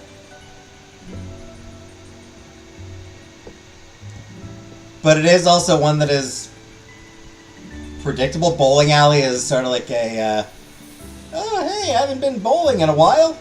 Bowling alley? The bowling alley. Ah, yes, the bowling alley. The sound of the ball striking the pins, the shine of the grease upon the floor, the smell of years and years of cigarettes and pizza. Is there any more romantic place?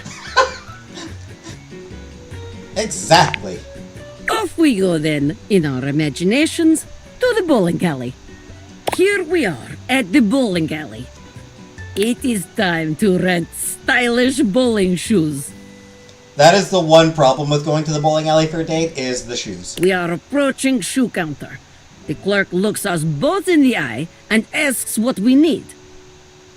Look how everyone agrees on bowling alley. What will you do? Man, I can't remember the last time I went bowling. Pretty sure I was a teenager.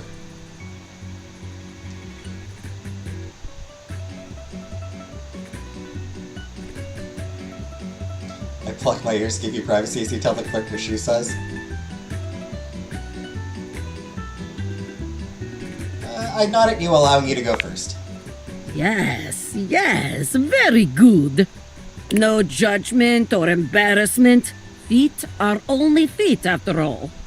It is not the size of the foot, but the amount of ass kicked that counts. Exactly. Excellent. Simply excellent. It is time to use ancient bowling alley computer to input our names in time-honored bowling custom. What do you put for our names? You were a bowler.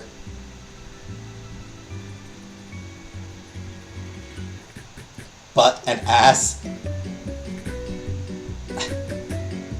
I mean, butt and ass is kinda cute, is kinda funny. But who's who? Who's butt, who's ass?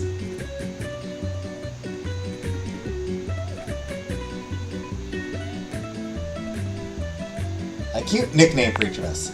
Oh, yes. Adorable. Sweet. Just lovely. This is excellent move to begin date. You will capture my...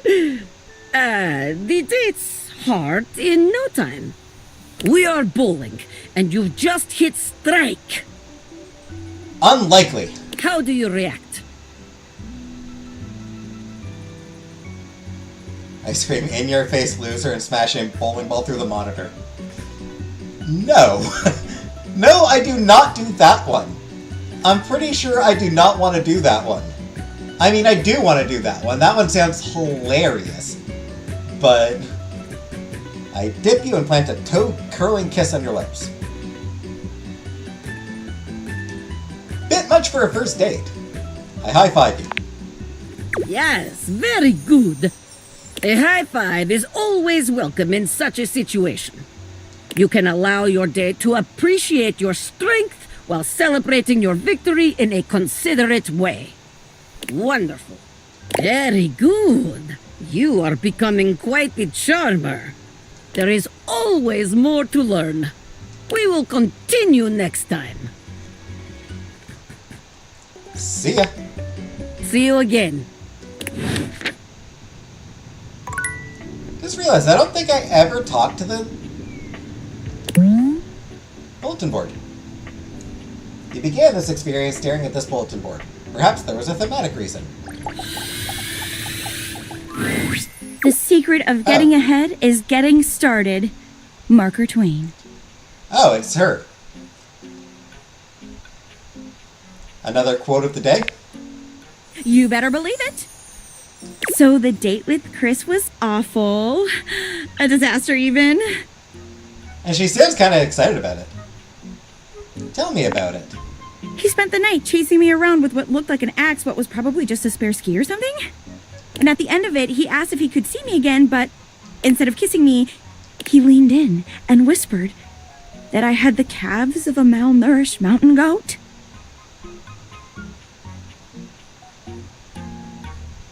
And that he found my scrawniness appealing because of the potential I had. If I would just commit to fitness. So anyway, I'm thinking maybe masculinity is like, not my thing. And that's okay. I've got a date lined up with a real pretty shelf that's just as hot and strong as Chris.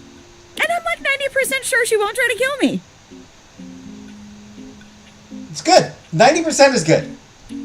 90% confidence that somebody won't try to kill you is good. That's a green flag right there. When you're 90% confident that that your date isn't going to try to kill you, go for it.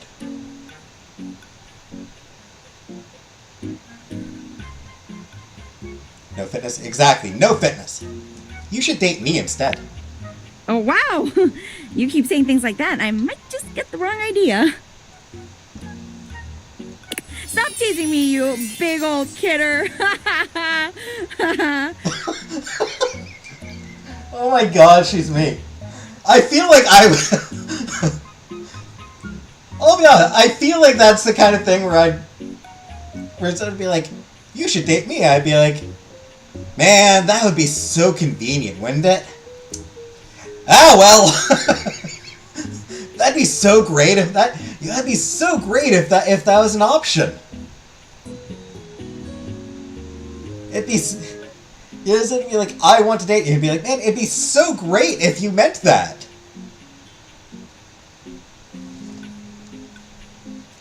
You got any tips for this date? Anything to keep in mind for going out with someone who could totally crush me with a pinky? But is also feminine and fine?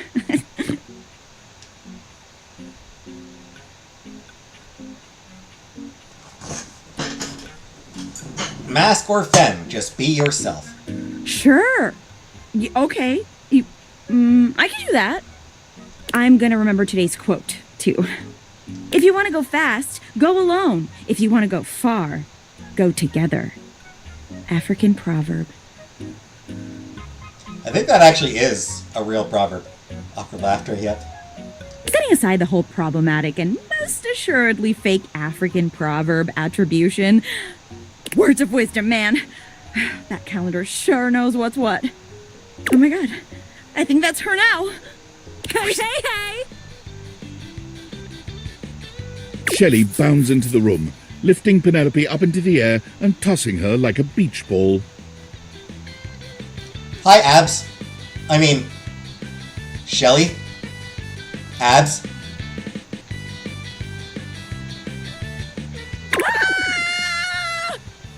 I hope you're ready to get, like, totally swept off your feet. Sighs dreamily. This is a real love connection, and not two lonely things desperately clinging to each other in a last shot at love. I love Shelley. Shelley is honestly kind of hilarious. And also, holy shit, those abs. Oh, wow! That's just what I was about to say! We really are on the same page, but also, like, please put me down. Oh my god, am I messing up already? I am so sorry. God, stupid Shelley! Shelley drops Penelope like a ton of bricks. Penelope slowly, painfully climbs to her feet, while Shelley berates herself. You always do this, Shelley. You get too excited, and you just go in.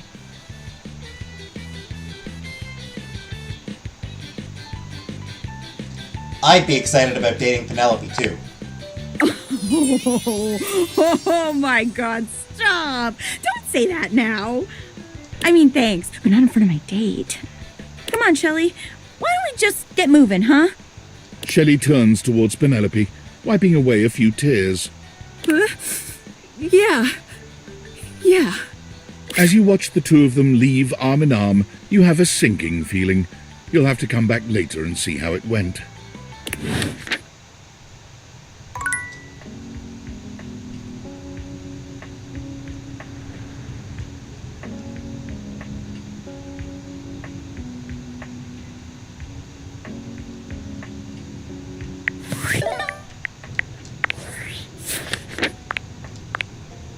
Last time you saw Dasha, you continued your love lessons. You took her on a pretend date to go bowling, which seemed to go pretty well. Come see her next time to learn how to end a date. Oh wow, you could actually... A bowling alley. Strength 3.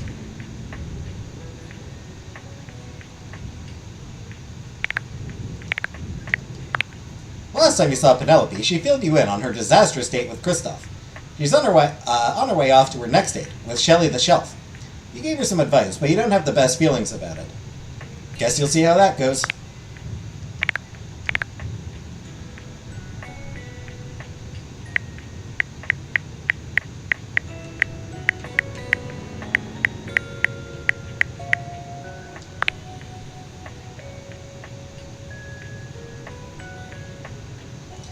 Alright, Phoenicia.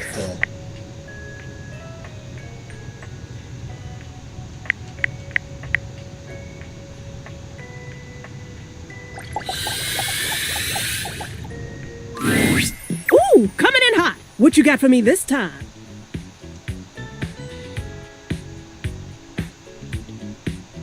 You know, it would be creepy how you always seem to know things if it wasn't also really damn cute. Any other time, I'd love to stop and bask in the compliment, honey. But I'm dying to know the sitch. You've got those urgency eyes. So, what's the deal? There's a problem at Scraps of Hope. An animal emergency? Ah, honey, why didn't you open with that? Who's in trouble? What do we need? How can I help? Give me answers. Davy, one of Mateo's rescues, has gone missing. Phoenicia's fingers are flying across her virtual keyboard before you've completed your thought. Already typing something up as we speak.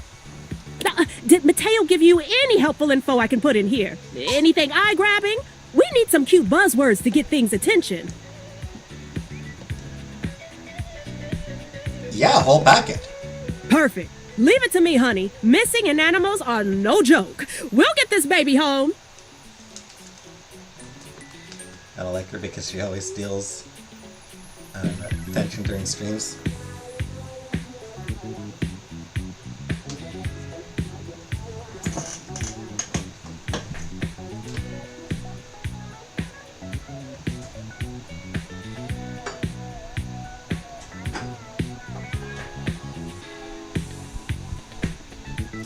Sorry, who steals my attention?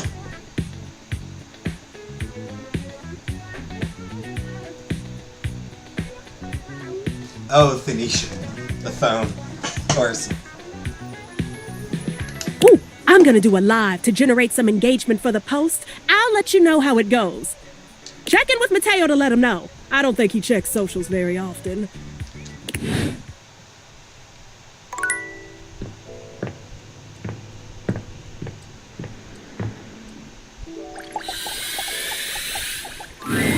Sinclair paces back and forth, nervous and talking to himself. What? Why are you here? Oh, come on. It shouldn't be taking this long. Oh. Is something wrong? How dare you? Wrong? In what fashion?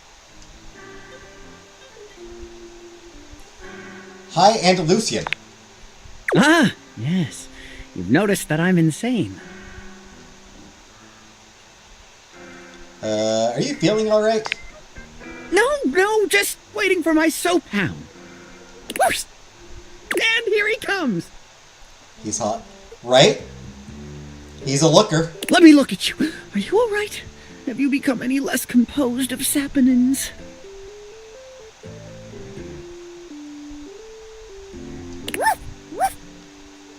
Mateo enters just after Sudsy, giving Sinclair an uneasy smile.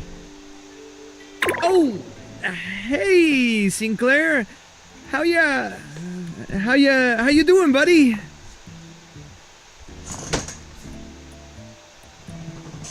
I'm better than you've ever been on your worst day. Yeah, cool.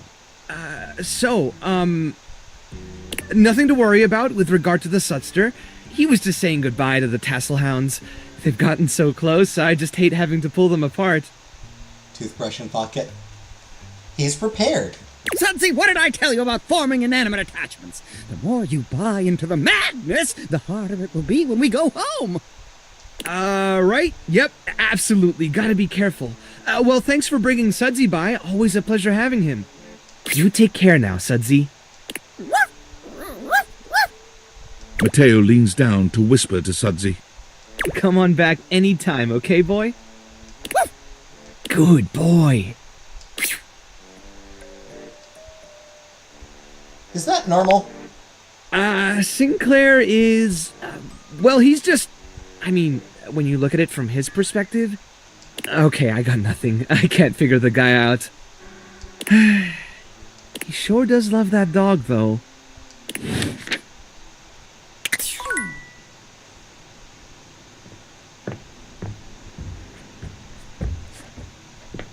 Alright. No, that's not the attic. This is the attic.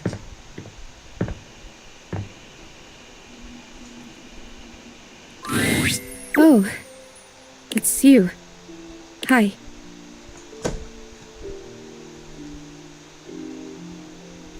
Yeah, I was worried about you. I'm afraid. Your pup like Sudsy. I've been so curious about everything. I wanted to know. I wanted to feel it all the time, all at once. I was so grateful to you when you found my necklace. I'm glad I could. And now I've run into this thing. It just feels like this huge, sticky brick wall in my mind. How did I die? What happened? Was it Rudy? This person that I thought was my friend? He was a loner, and I had friends, I guess, but he was just so much cooler than most of the people I knew. Now that I felt loneliness, real loneliness, I understand him more. It's a terrible feeling. I'm glad I could be his friend. I guess what I'm saying is I'm not sure I want to know. I'm afraid to know. That's fair. That is completely fair. I mean, you know, scary.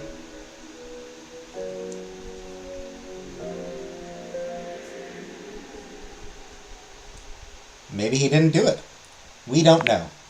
I think I know now. I'll tell you what I remember. We were having a seance up here, like we'd done before. Candles and the symbols on the floor. Hi, Tater.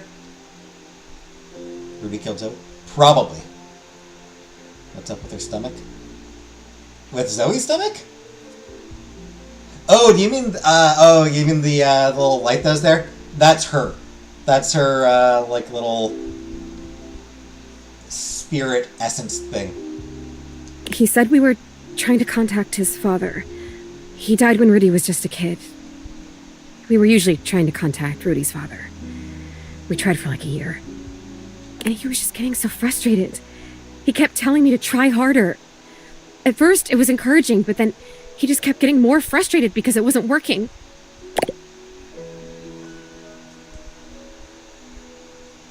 So yeah, you mean like what's up with her stomach here?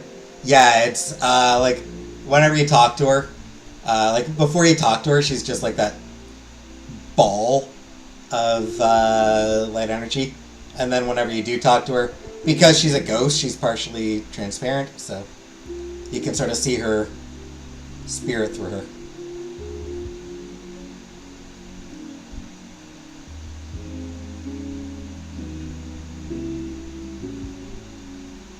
It's not okay that he was getting aggravated with you. Right?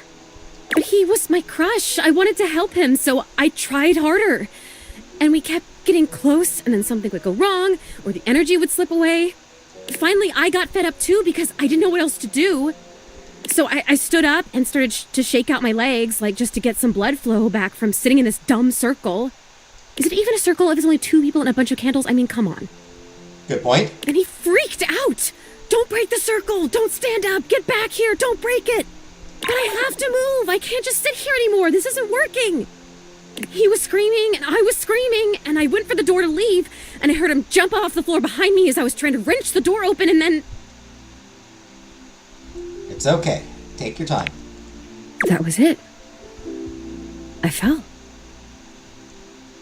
And I remember hearing my neck break. It's weird the way you hear a bone break when it's inside your body. You hear it from the inside of your ears and the outside. Especially when it's such a big bone. Not a big, but important bone. And so close to your ears. I remember feeling the sound before I felt the pain. And then the pain was only like a second. And it was over.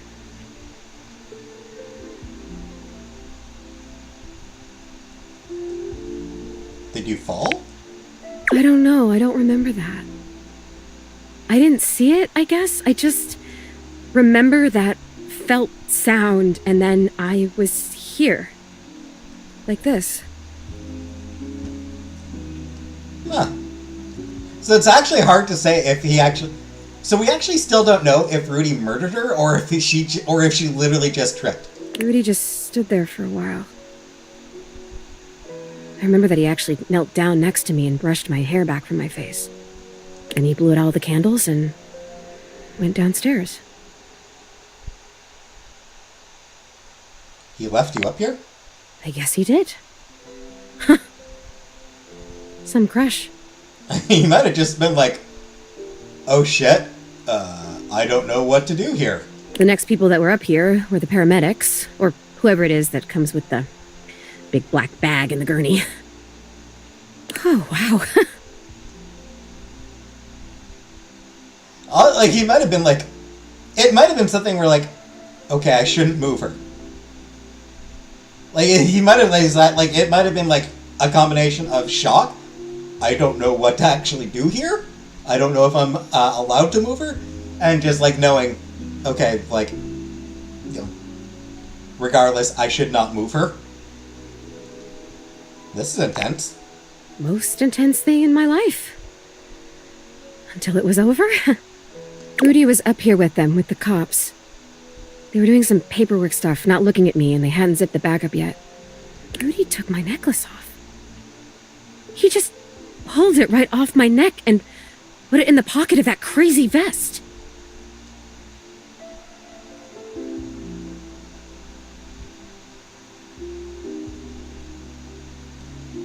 So that's how it ended up down in the basement. He must have put it there because he felt guilty about taking it.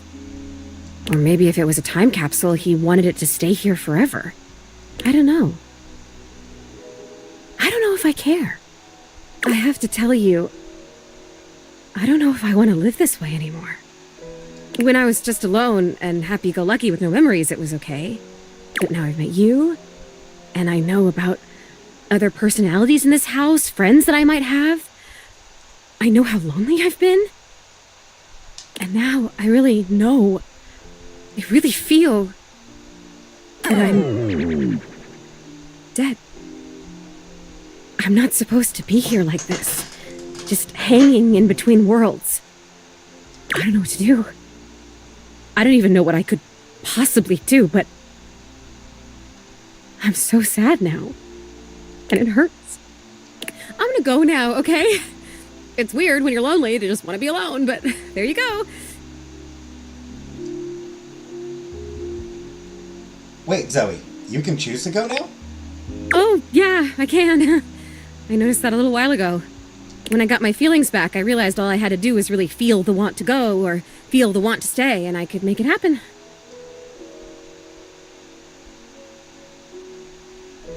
Congratulations. Yeah. Congratulations to me. Maybe I'll see you again. I have to try and figure out what to do with my life. Well, my death. With whatever it is. 90s jacket. 80s jacket. It's supposed to be 80s. Really wanted to say on Zoe with her necklace. Entirely possible. Like, that very well may be the case, Uncle Buck. That might actually be why he took the necklace as, like, a way of trying to communicate with her. See you around.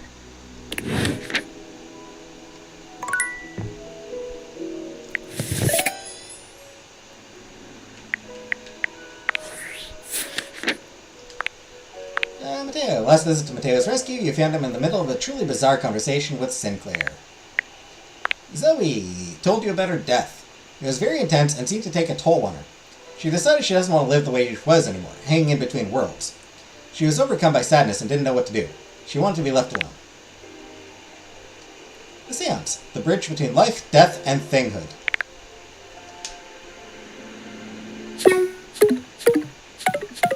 Whew. Wow, okay, I'm gonna need a lot of everything in order to realize her.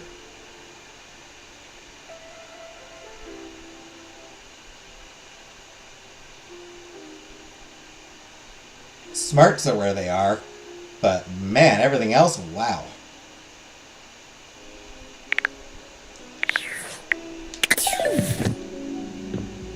Is Rudy a good guy?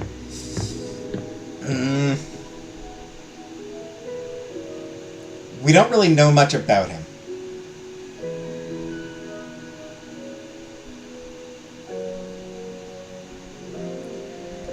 So, based on like what we know, I would guess he's not necessarily a bad guy, but I wouldn't call him a good guy either.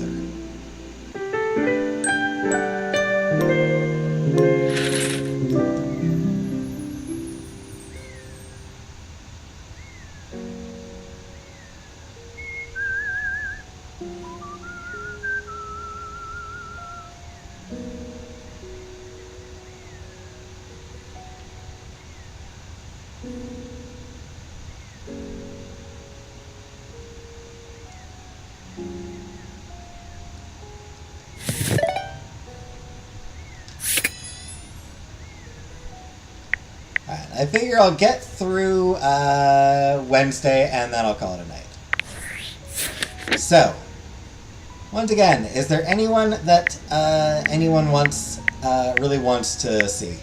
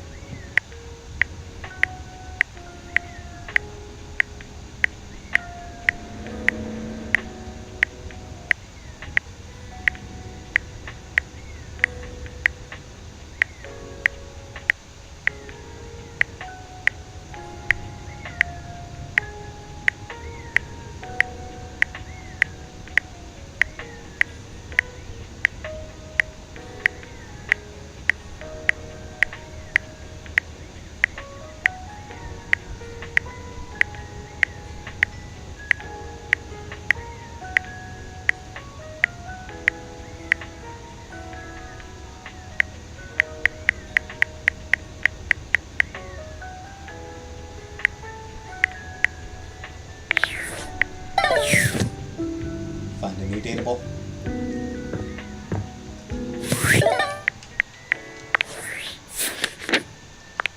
Alright, who's still unavailable?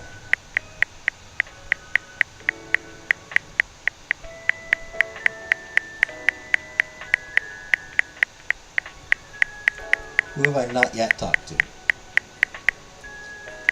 Alright, so this one, I can talk to her. I know where she is.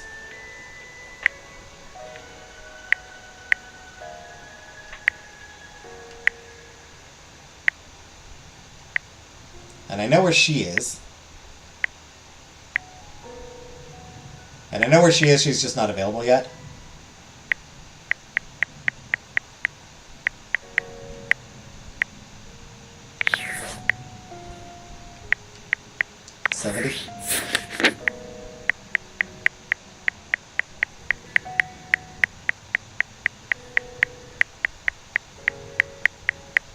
You said? Yeah. She's not available yet.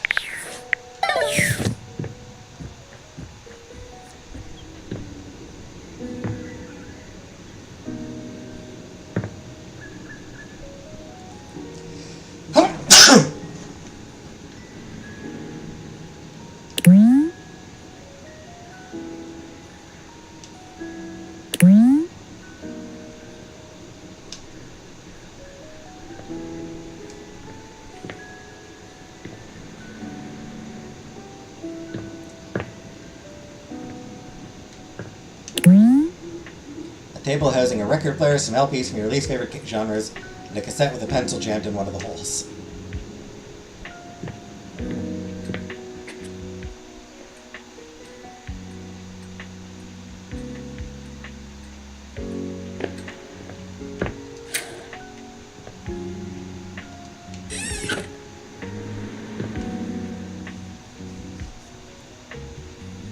Actually, have I talked to her yet?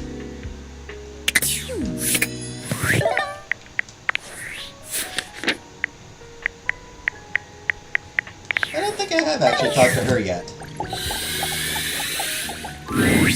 You see a medic with bright eyes, a kind smile, and a sort of maternal air about her. She doesn't even wait for your introduction, greeting you cheerfully.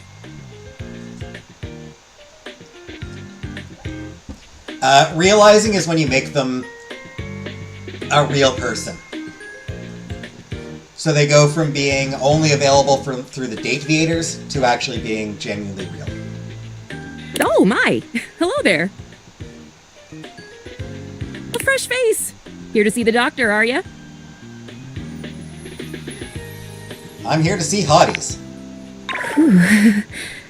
I might look like any old Jane, but I'll have you know that you are looking at a truly top-notch medical professional, and the only one around for miles. Hijab, yep.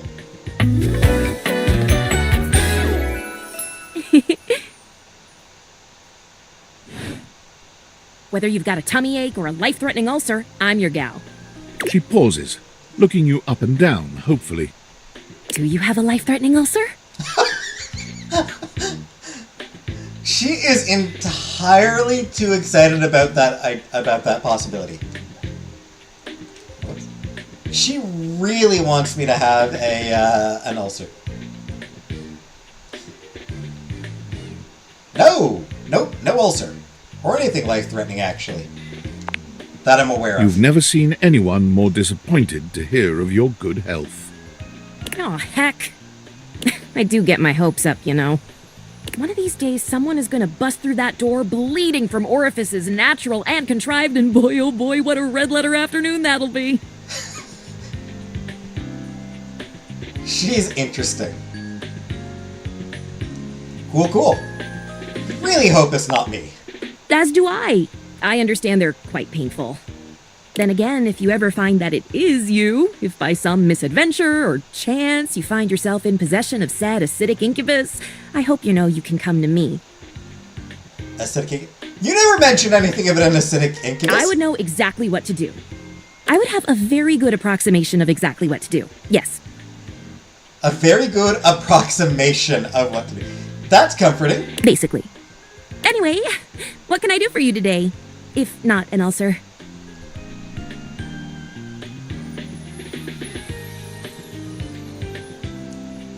She's hyped.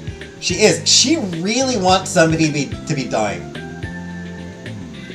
I guess I could use a band-aid?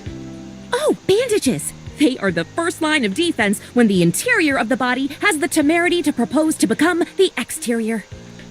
Okay, I really like her. Get back in there, blood. Back to your proper course as lymph. And you, skin. Have a little help controlling this raging horde of fluid and marrow. I like her. Band-aids are basically magic. Band-aids are... I could go all day. Anything that you might need, hydrocortisone, non-latex gloves, even a simple pen, that, darling lacerated one, will be duck soup.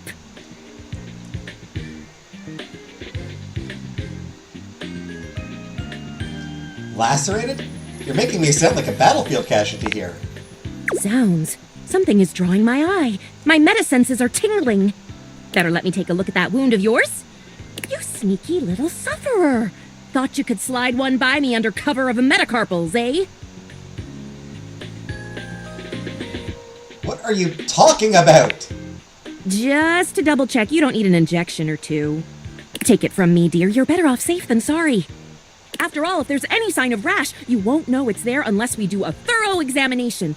And even then, well, I'm afraid there's always a chance for scarlet fever. Oh crap, really? Check me now! Check me now! Once more, onto the exams. Do you mean to take my pants off? I can take my pants off. Faria looks you up and down, tapping her chin as she considers you from every angle. Exactly what I thought.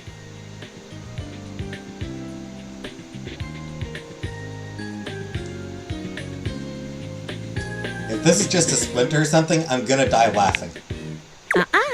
But it's not just any old splinter, dear. What you have is a deep, deep splinter. Plenty of tender flesh open to infection, just waiting for those little microbial monsters to set in. Do you know what that means? I mean, you just kind of told me. Infection is what it means. Yes, I did. I did give you the answer on that one, didn't I? Also, splinters? Yeah, splinters are no joke. Yeah. Oopsie daisy. But can you think of a circumstance under which an infection would be a good thing? It means you're not dead yet, at least. I hadn't thought of that. What an excellent point! That's one of those things like, huh. Silver linings, I guess.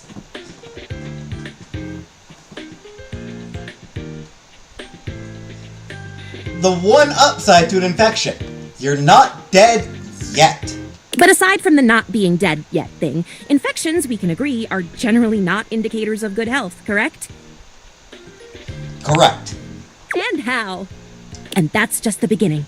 Because once the infection's done a number on you, and your poor, beleaguered immune system staggers back onto the field of battle for another round with the enemy, you watch helplessly as your body swells and burns and turns all different shades of red, pink, and yellow, and the true engine of the enemy rolls up to the line. Gangrene. What? And before you know it, we'll have to amputate entirely.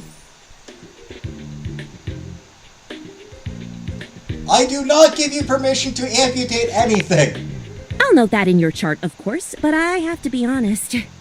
Once it's bad enough, my poor new friend, I'm afraid the whole appendage will have to come off. Preventing spread and all. I'm sad to say we lose many a good limb to splinters every year. Is that true? Like, statistically? Statistics is not really my field, I have to say. But I know how many amputations I've had to perform because someone got careless moving the milk crate. Ah, yes, I do know about the body. The bottom line is, you have got to stay vigilant. The world's a scary place, and your body is a fragile, fragile thing. One wrong move, and you can throw it into total and utter chaos. A veritable breeding ground for every bomb, dick, and hairy slate of diseases ready to eat you whole. You never know what the seemingly tiniest, laughable symptom can mean. For example, got a case of bad breath? Maybe you just ate a sandwich with too many onions. Or your breath stinks like a dead fish on a hot Sunday because you've managed to develop halitosis as a result of the toxic substances in your body not being filtered out properly because your liver is failing.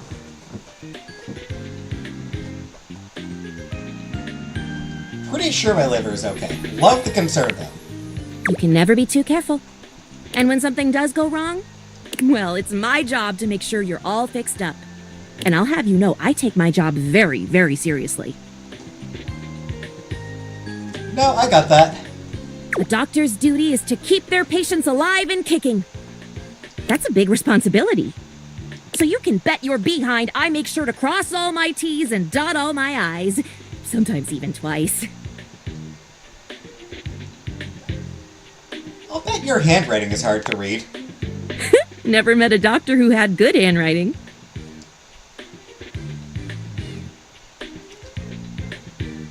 I don't think they're proud of that, though. Horse feathers. No, I think they are. I think doctors are like, ha ha ha, nobody can read what I write. Horse what? Feathers. Never mind. Anywho, I feel like that came from My Little Pony. I feel like horse feathers is a thing that some of the ponies said on My Little Pony. it doesn't look like you've got any type of rash after all. Just that splinter looking awful uncomfortable there. Let's get that taken care of. And then presto, you're all patched up. There you go. Good as new. And if you do develop any plague-like symptoms, well, that's what I'm here for. Do you secretly want me to have plague? Just checking. No. Maybe. A little bit. I love Faria. Dear syringes, what am I saying? No, I do not secretly want you to have plague. Medical professional Faria is always just a sniff, sneeze, and groan of discomfort away.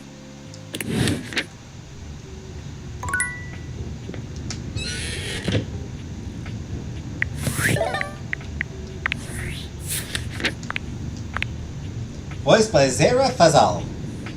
You met Faria, First Aid Supplies Incarnate. She helped you remove a small splinter from your hand and reminded you of the grave importance of staying vigilant. Does she secretly wish you had the plague so she could diagnose and treat it? Maybe. Faria is unapologetically enthusiastic, especially when it comes to taking care of the sick and injured, like any good doctor. If you need a band-aid and a kiss on a bruised knee, she's your gal. If you need to know the symptoms of diphtheria, mononucleosis, and mumps, she's also your gal. If she goes on and on about all the possible illnesses and ailments you might have, she's only doing it because she cares. Injuries are rare enough that when someone does meet her, she desperately wants to get it right. Likes: diagnosing, strange humors, blood, guts. Dislikes: studying. How comforting.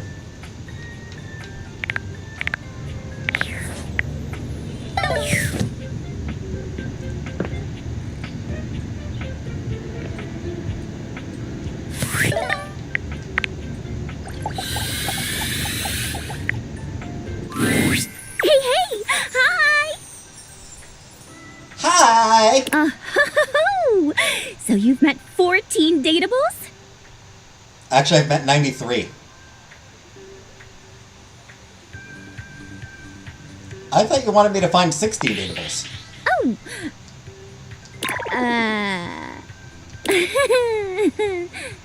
The harem continues to grow.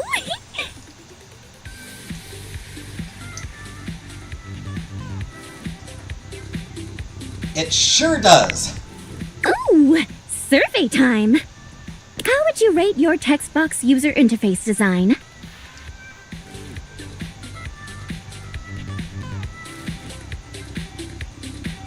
She's gorgeous. Oh, thank you. Though I meant accessibility-wise. You're so pretty. I can read it okay, thank you. Perfect. Anyway, with all the new peeps you've been meeting, your listening and reading skills must be off the charts. So be honest with me. Are you the type of person to skip text and dialogue? No! Skip. No, I read every single word. Yes, I know you do. I read every goddamn box in this house.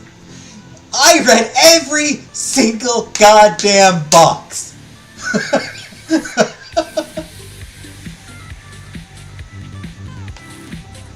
How many boxes were there? Because I read the descriptions for every single one of them. Whoever, like, some madman put descriptions for every box in the game, for every box in the house.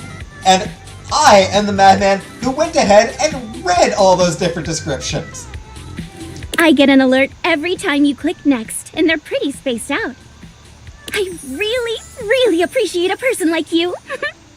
All right, your turn. Turn to do what? To ask me a question, duh. Do not skip text ever. Right? It's not fair that I just ask you questions all the time, right?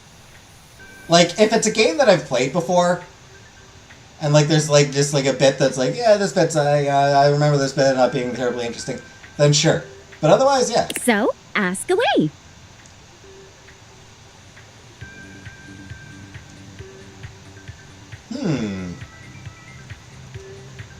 What should I ask? Biggest pet peeve, greatest fear, most NSFW thing?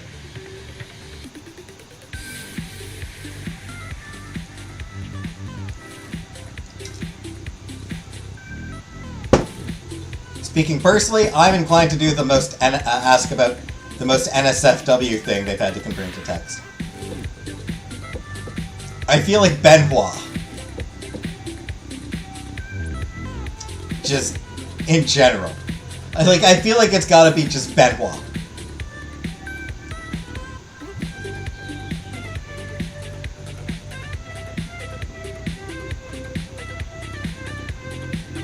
Here.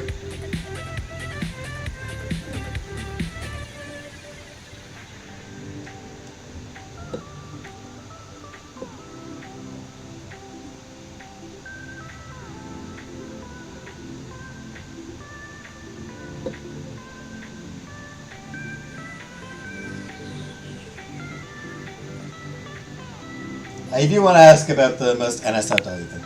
That's a great question. Ooh,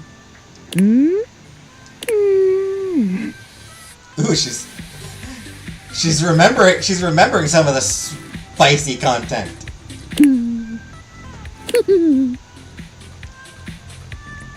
I think she's just remembering some of the spicy content she's had to include and been like, ooh, that was a good one.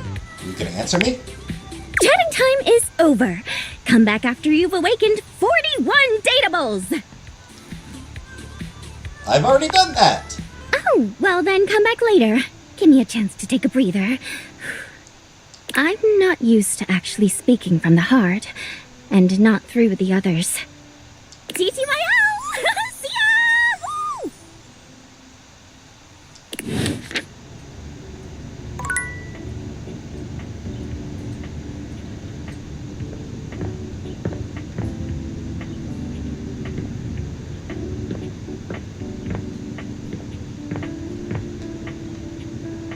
Alright, I do still want to get to the, that other cabinet there. For the last time, I don't have games on my computer. I can literally see a game right there on the desktop. Well, that's for me, not you. I work hard. I deserve a little self-care. Damn straight, Willie. Mama needs to play a little arachnid old maid every now and then to soothe her nerves. Hey, I got nerves that need soothing too. From what? Pretending to run a criminal empire? Willie, don't be mean, Willie. I'm not pretending. This is legitimate. Sure, kid, sure. Oh, look, your friend is here. Leave us alone. We got business to talk. Sure, business. Willie, don't be rude. Well, look who made it. Welcome to the potential future home of the Pin family's crime paradise. My office? Open your mind, baby. Criminal enterprises are way more than a guy in a trench coat selling you stuff in an alley. Any real mafioso's got an accountant and an office and a whatnot. True. Can't you see it now? Right there, on the desk, on a big shiny plate. Robert Bobby Pin. Legitimate business pin. Their name is Bobby? Their name is Robert?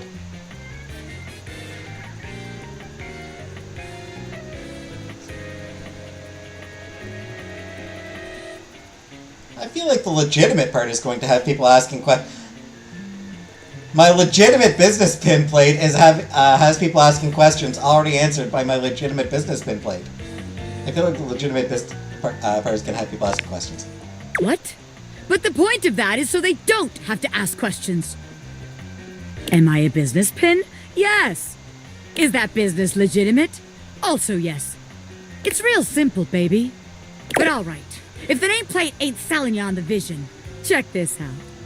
I call it funny money, honey. So we tell people I'm a finance pin. My scam HQ, the office, really sells people on the whole thing. I make a bunch of fake degrees and licenses and all that. They bring me the money. I take it. Then we tell them that I invested it, and it's totally making a bunch of money, and they just gotta be patient. Meanwhile, we get some more suckers, take their money, and give it to the old suckers. We just keep finding new suckers to keep the scam going. It can't fail.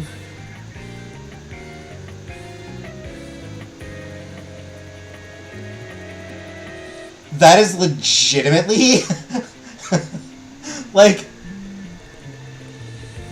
that is an actual business strategy.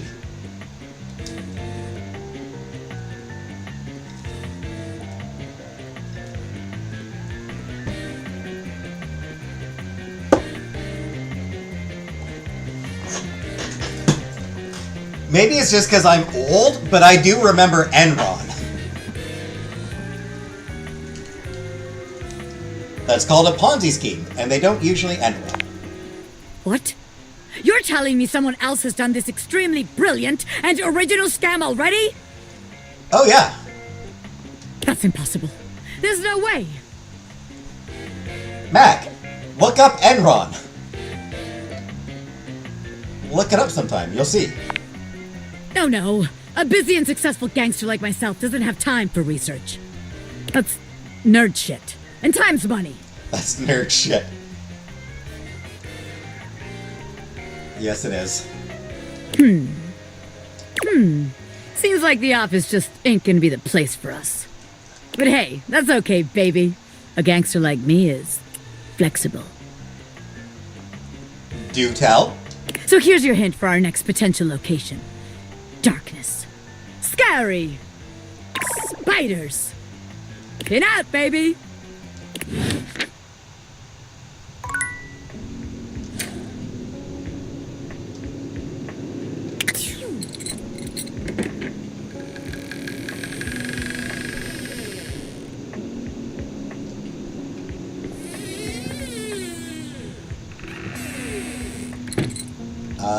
The door didn't actually open.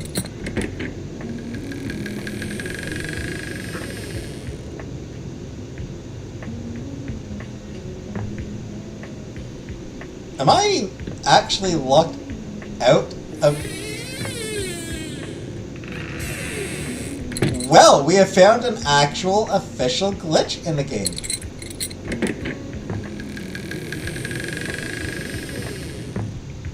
So hopefully hopefully they mean the attic. Just gonna take a quick look up here.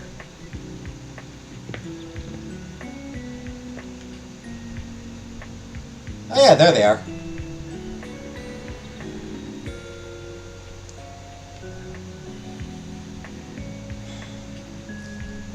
Man, it sucks. There's so many to do.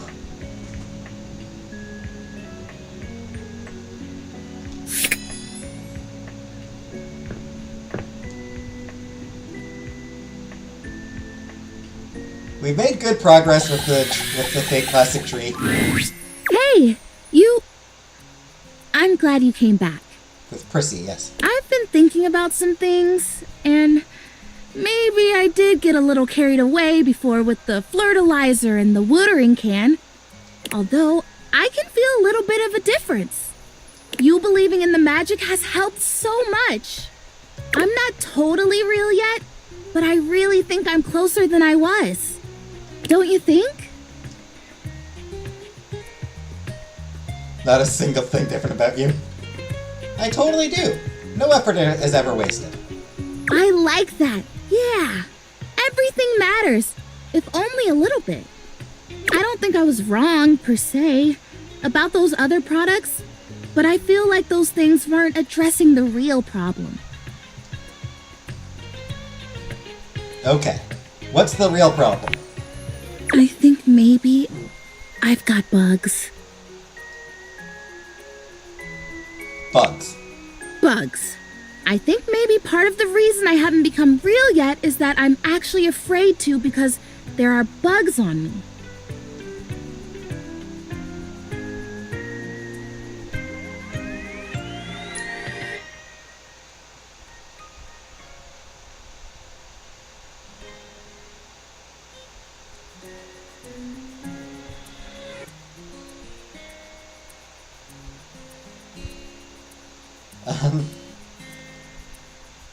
Okay.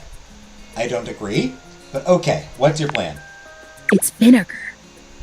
Prissy hands you a bottle of ordinary no-frills vinegar, presumably white, but the label isn't even that specific. No frills. That's an actual store up here. Oh yeah, I've heard that works really well. It does. At least according to the real plants I've talked to, but one day I'll be real, so it applies. Can you? Just spritz it on my leaves or brush my leaves with it. It'll drive out the bugs that are there, and it'll make sure that no new bugs come. Even bugs don't like the smell of vinegar. It's like a universal thing. I kinda like the smell of vinegar. You've got it, friend. Yes. Thank you. It's hard to stay hopeful sometimes. It really helps to have someone around who believes in me. Probably wouldn't surprise you to know that there are quite a few folks around here who think I've spent too long in the sun. Her leaves are a melting. That's what they say when they think I can't hear them. Can you believe that? This is bound to be... Sure I can. Folks get judgmental sometimes of things they don't understand. Yeah, I don't think they're trying to hurt me, but it's just... Thank you for not being like that. I've been there. I'm glad I can help. Me too. Alrighty, I'm ready. Vinegar me. Vinegar me.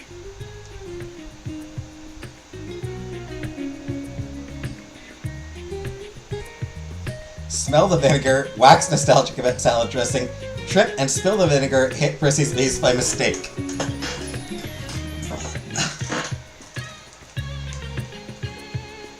I'll brush her leaves with vinegar. That feels intimate. You gently brush her leaves with vinegar, ensuring she gets only as much as she needs to do the work. I've never had a massage, but if I ever get one, I hope it feels as good as this. Doucher. Ah, good soil. What a unique and distinctive smell that is. Even if it doesn't get rid of the bugs, I feel a heck of a lot cleaner. I think I feel it working. Oh boy, I hope I feel it working. Fingers crossed. Hey, thanks for your help. Whether or not this finally does the trick, it's been really nice to have an ally. You got it. Don't forget to come back and check on me. Who knows? I might just be real by then. You won't be.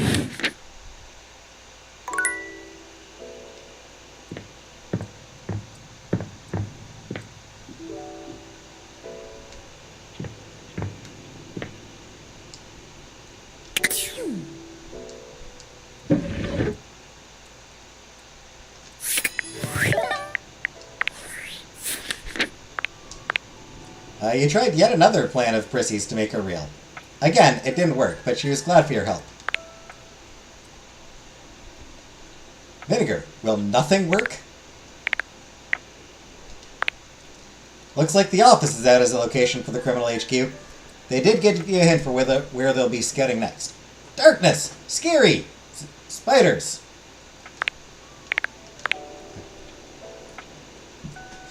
Bobby's business plate. That's not a misspelling, you just don't know how to crime. Legitimate. I didn't even notice. Legitimate business pin.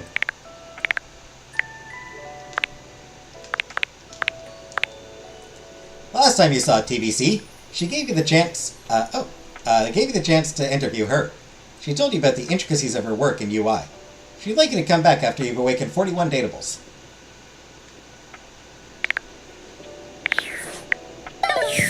Alright. And we finish off... It appears that your intentions have gone awry once more, as the interloper Lucinda Lavish stands there instead, striking a pose. We finish off with Lucinda Lavish, then. Okay. It's me. I said I would return, and now I'm going to give you a choice. I love choices. Thank goodness. Tell me, lover, how would you like to know me? Carnally.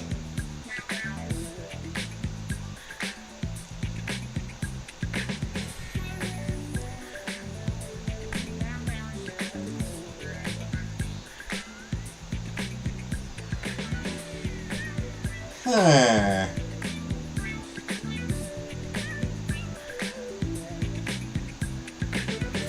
She's still hot. Yep. That's why, how would I like to know her? Carnally.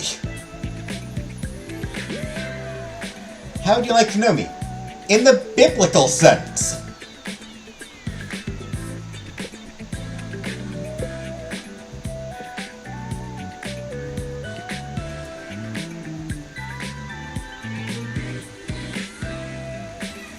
On the other hand, if I want to get her love option, I feel like who you are on the inside is probably the way to go. I'm also inclined to say horny.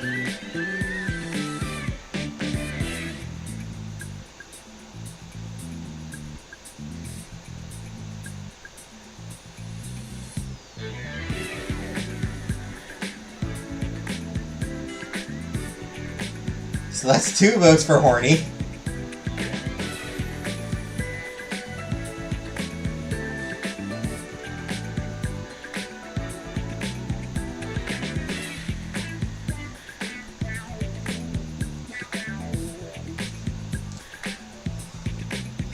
Show of hands, is there anyone who doesn't want me to know Lucinda Lavish hornily?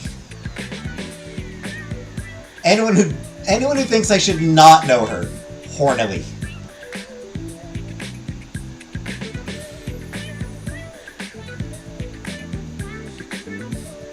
Or is this one of those things where it's like, oh, you're choosing horny?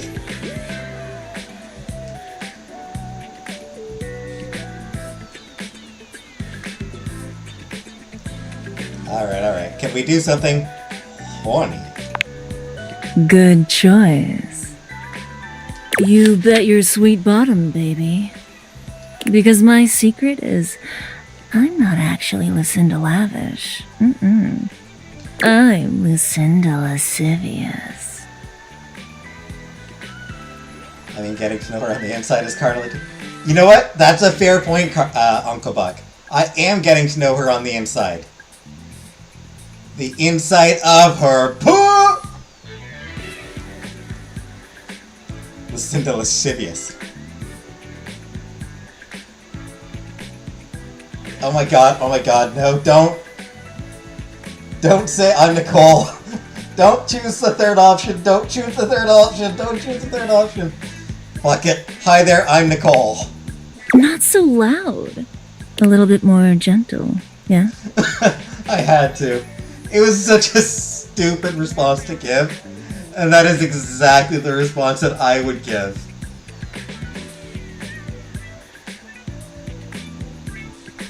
Oh, sure. Sorry. I've got, let's say, a special circumstance. One that allows me to bend the rules. Come here, baby. I've got a special place where no one can see us.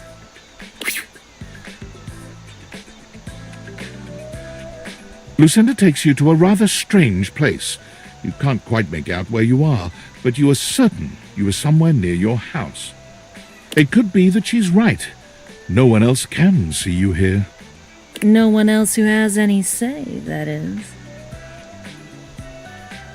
What do you mean? We could get into all sorts of trouble here. Horny trouble.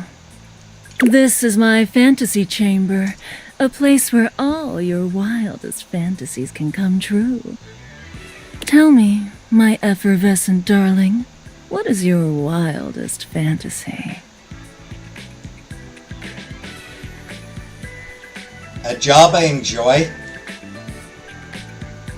Consistently getting 8 hours of sleep a night.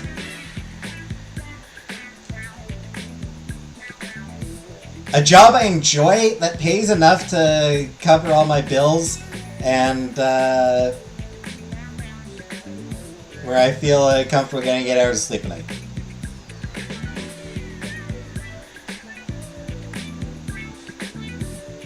can't get into it right now, but it involves a big inflatable giraffe. Bondage. Spinning, whirling, sucking, fucking. I can't get into it right now, but it involves a big inflatable giraffe.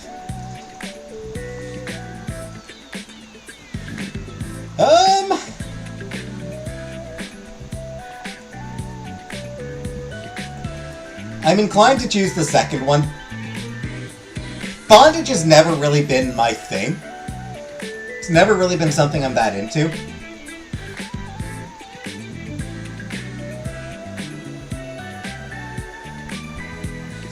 So spinning, whirling, sucking, fucking.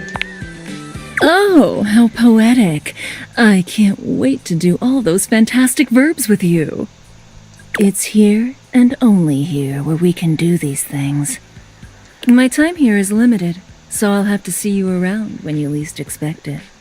But next time, I think you know exactly what you want to pick.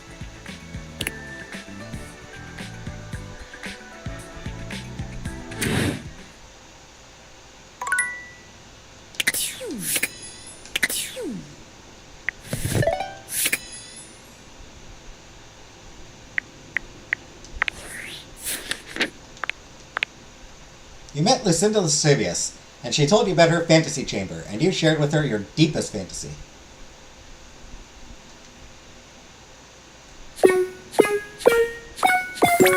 Huh.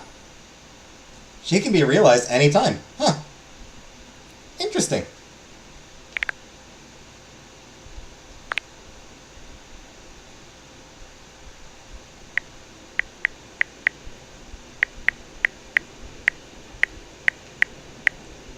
So I've got 6 in love with me, so I need 4 more. I need 4 more in love with me.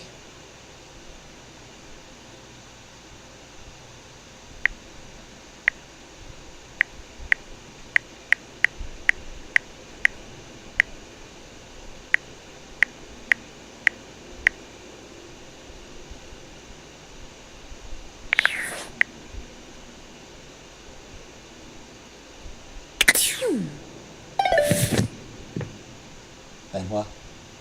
That is, I mean, I was going to work on Benoit. Alright, let's finish it off. Since we got interrupted, let's finish it off with Zoe, I guess. Hey, Zoe. Zoe, are you there? Hey, if you can hear me, let me know. Hey, yeah, I can hear you. Sorry about the other day. I was just so sad. It is good to see you, though. And I'm feeling a little better. There was the cutest bird in the windowsill this morning. Have you ever realized that the way birds poop is just totally insane? Like, it's just random. They poop whenever, wherever, all the time. I know, right? Can you imagine going through life like that?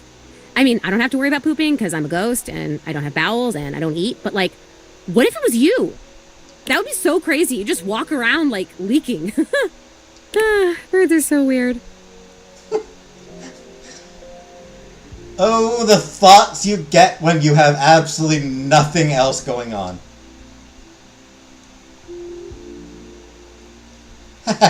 That is a totally solid point. From someone not solid at all. About something that is not particularly solid. I have an idea.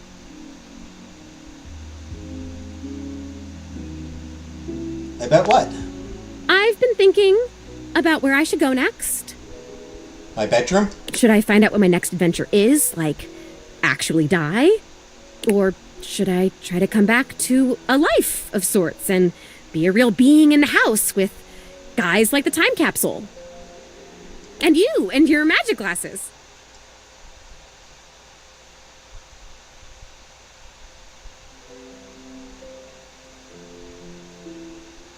Don't move on to the beyond, please. Thank you for saying that. The beyond sounds scary as all get out. Look, here's my idea. Okay. Yeah, you're not wrong. We never closed the seance circle. I stood up, and he stood up, and then I fell, and I died, but the energy was still all open and swirly. So maybe it's still open. Maybe if we can complete it, I'd stop being stuck in between worlds like this. Stuck in this room, stuck in the freaking 80s, for God's sake.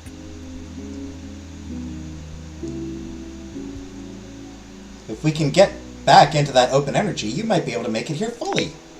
This is amazing! Okay, we're gonna need a lot of stuff. Well, not a lot of stuff, like a moderate amount of stuff. Mostly what we need is unstable energy.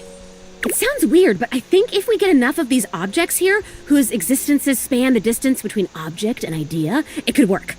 Not cabinets, tables, or toilets, but like weirder stuff. Like me. We have to gather them together, and they all have to be on board with what we're doing. Like, we have to all be on the same page, singing the same song kind of thing. And it should work. So a lot of the sort of more abstract things. This is... Oh my god, I think I'm gonna die. Like, die again, like metaphorically from excitement. Do you know enough of the others here to do that? Honestly, 3 or 4 might be enough. I don't know why the hell Rudy thought he could contact his dead father with just me.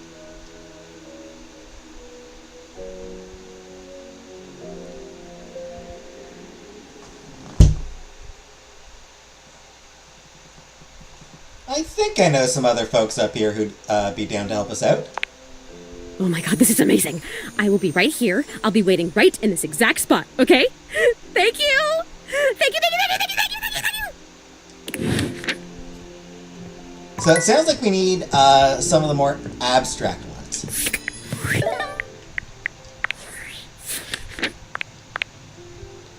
Zoe told you a better... Oh.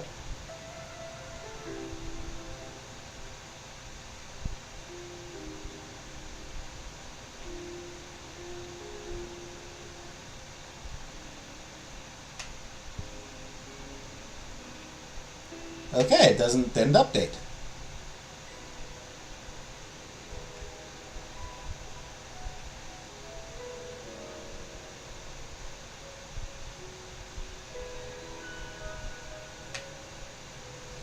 Okay.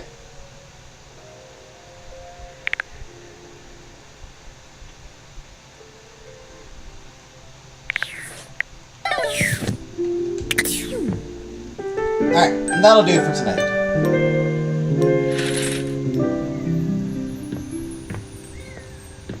Here, birdie birdie. There you go, what are you going to sing tonight?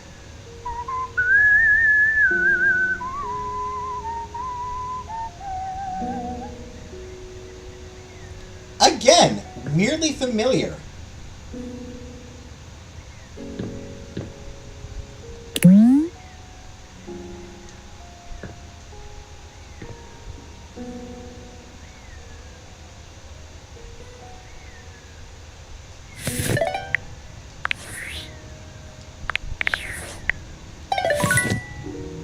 Alright, so yeah, that'll do for tonight.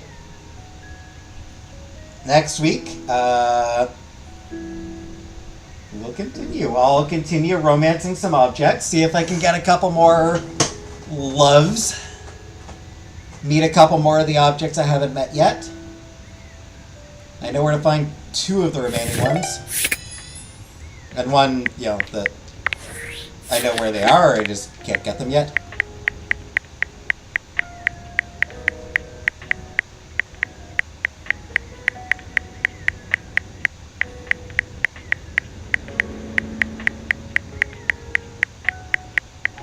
I might have to look up where some of the others are. Like, no idea who that is. That one looks like a picture. Maybe ironing boards? Oh, that's the ironing. That's gonna be the ironing board. Okay, that one's probably gonna be the ironing board. So I think I know where that. I think I know where that one is. I just need to get it. That one kind of looks like makeup, but I don't know where the makeup is.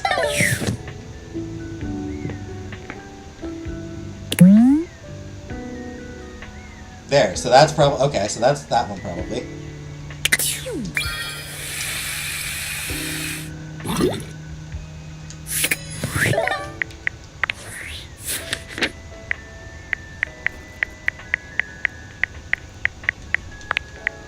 So I think actually there are a few where I know where to find them. What happens with 4 more lives? We unlock another character. One that I really, really, really want to unlock. So yes. I know where to find her, for sure. Pretty sure I know where to find him. Pretty sure I know where to find this one. This one...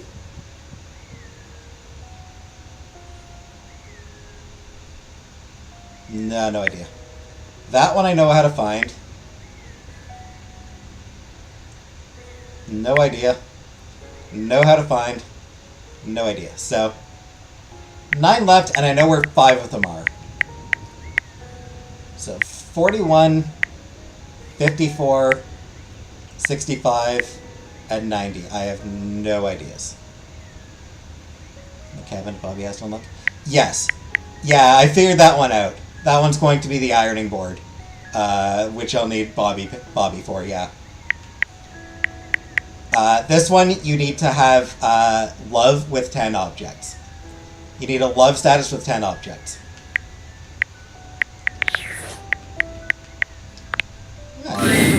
Hey, how's your day going? Forging some new relates? Oh, whoops, I meant to go to rumors. That's short for relationships. I think about this stuff a lot. I'm having a freaking blast. Oh, yes, I knew I was good for something. How about a nice menu? I have lots of different ones, all different styles. Here's the main one. Welcome! What can I do for you in my main menu?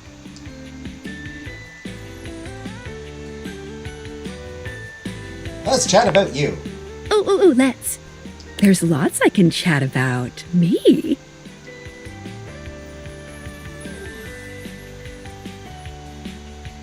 Let's talk about our relationship. Relationships? My favorite subject. What do you want to know? How do I get you to have feelings for me? Oh, you want to date me, eh? It's possible, you know. You just have to, ask me about myself. Tell me about yourself. Not in this menu, silly. I prefer not to be that obvious about it. I like to be wined and dined. It's the chat menu. What do you need?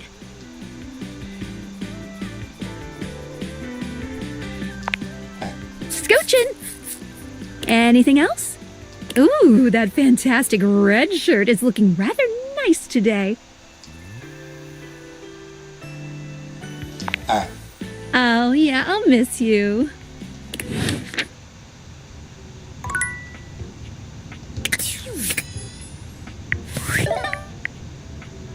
Rumors is what I want to click on. So, Beverly, I know where she is. Know how to get that one. Jerry, I don't know. And I know where that one is, so...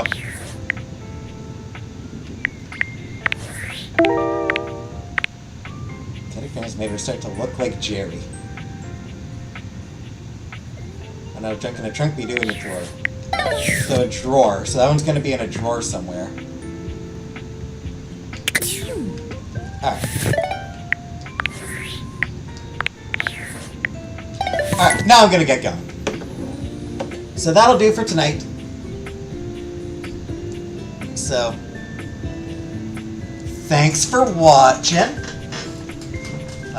And tomorrow's stream will be dedicated to J-Dot. So, thanks for coming. And good night, everybody.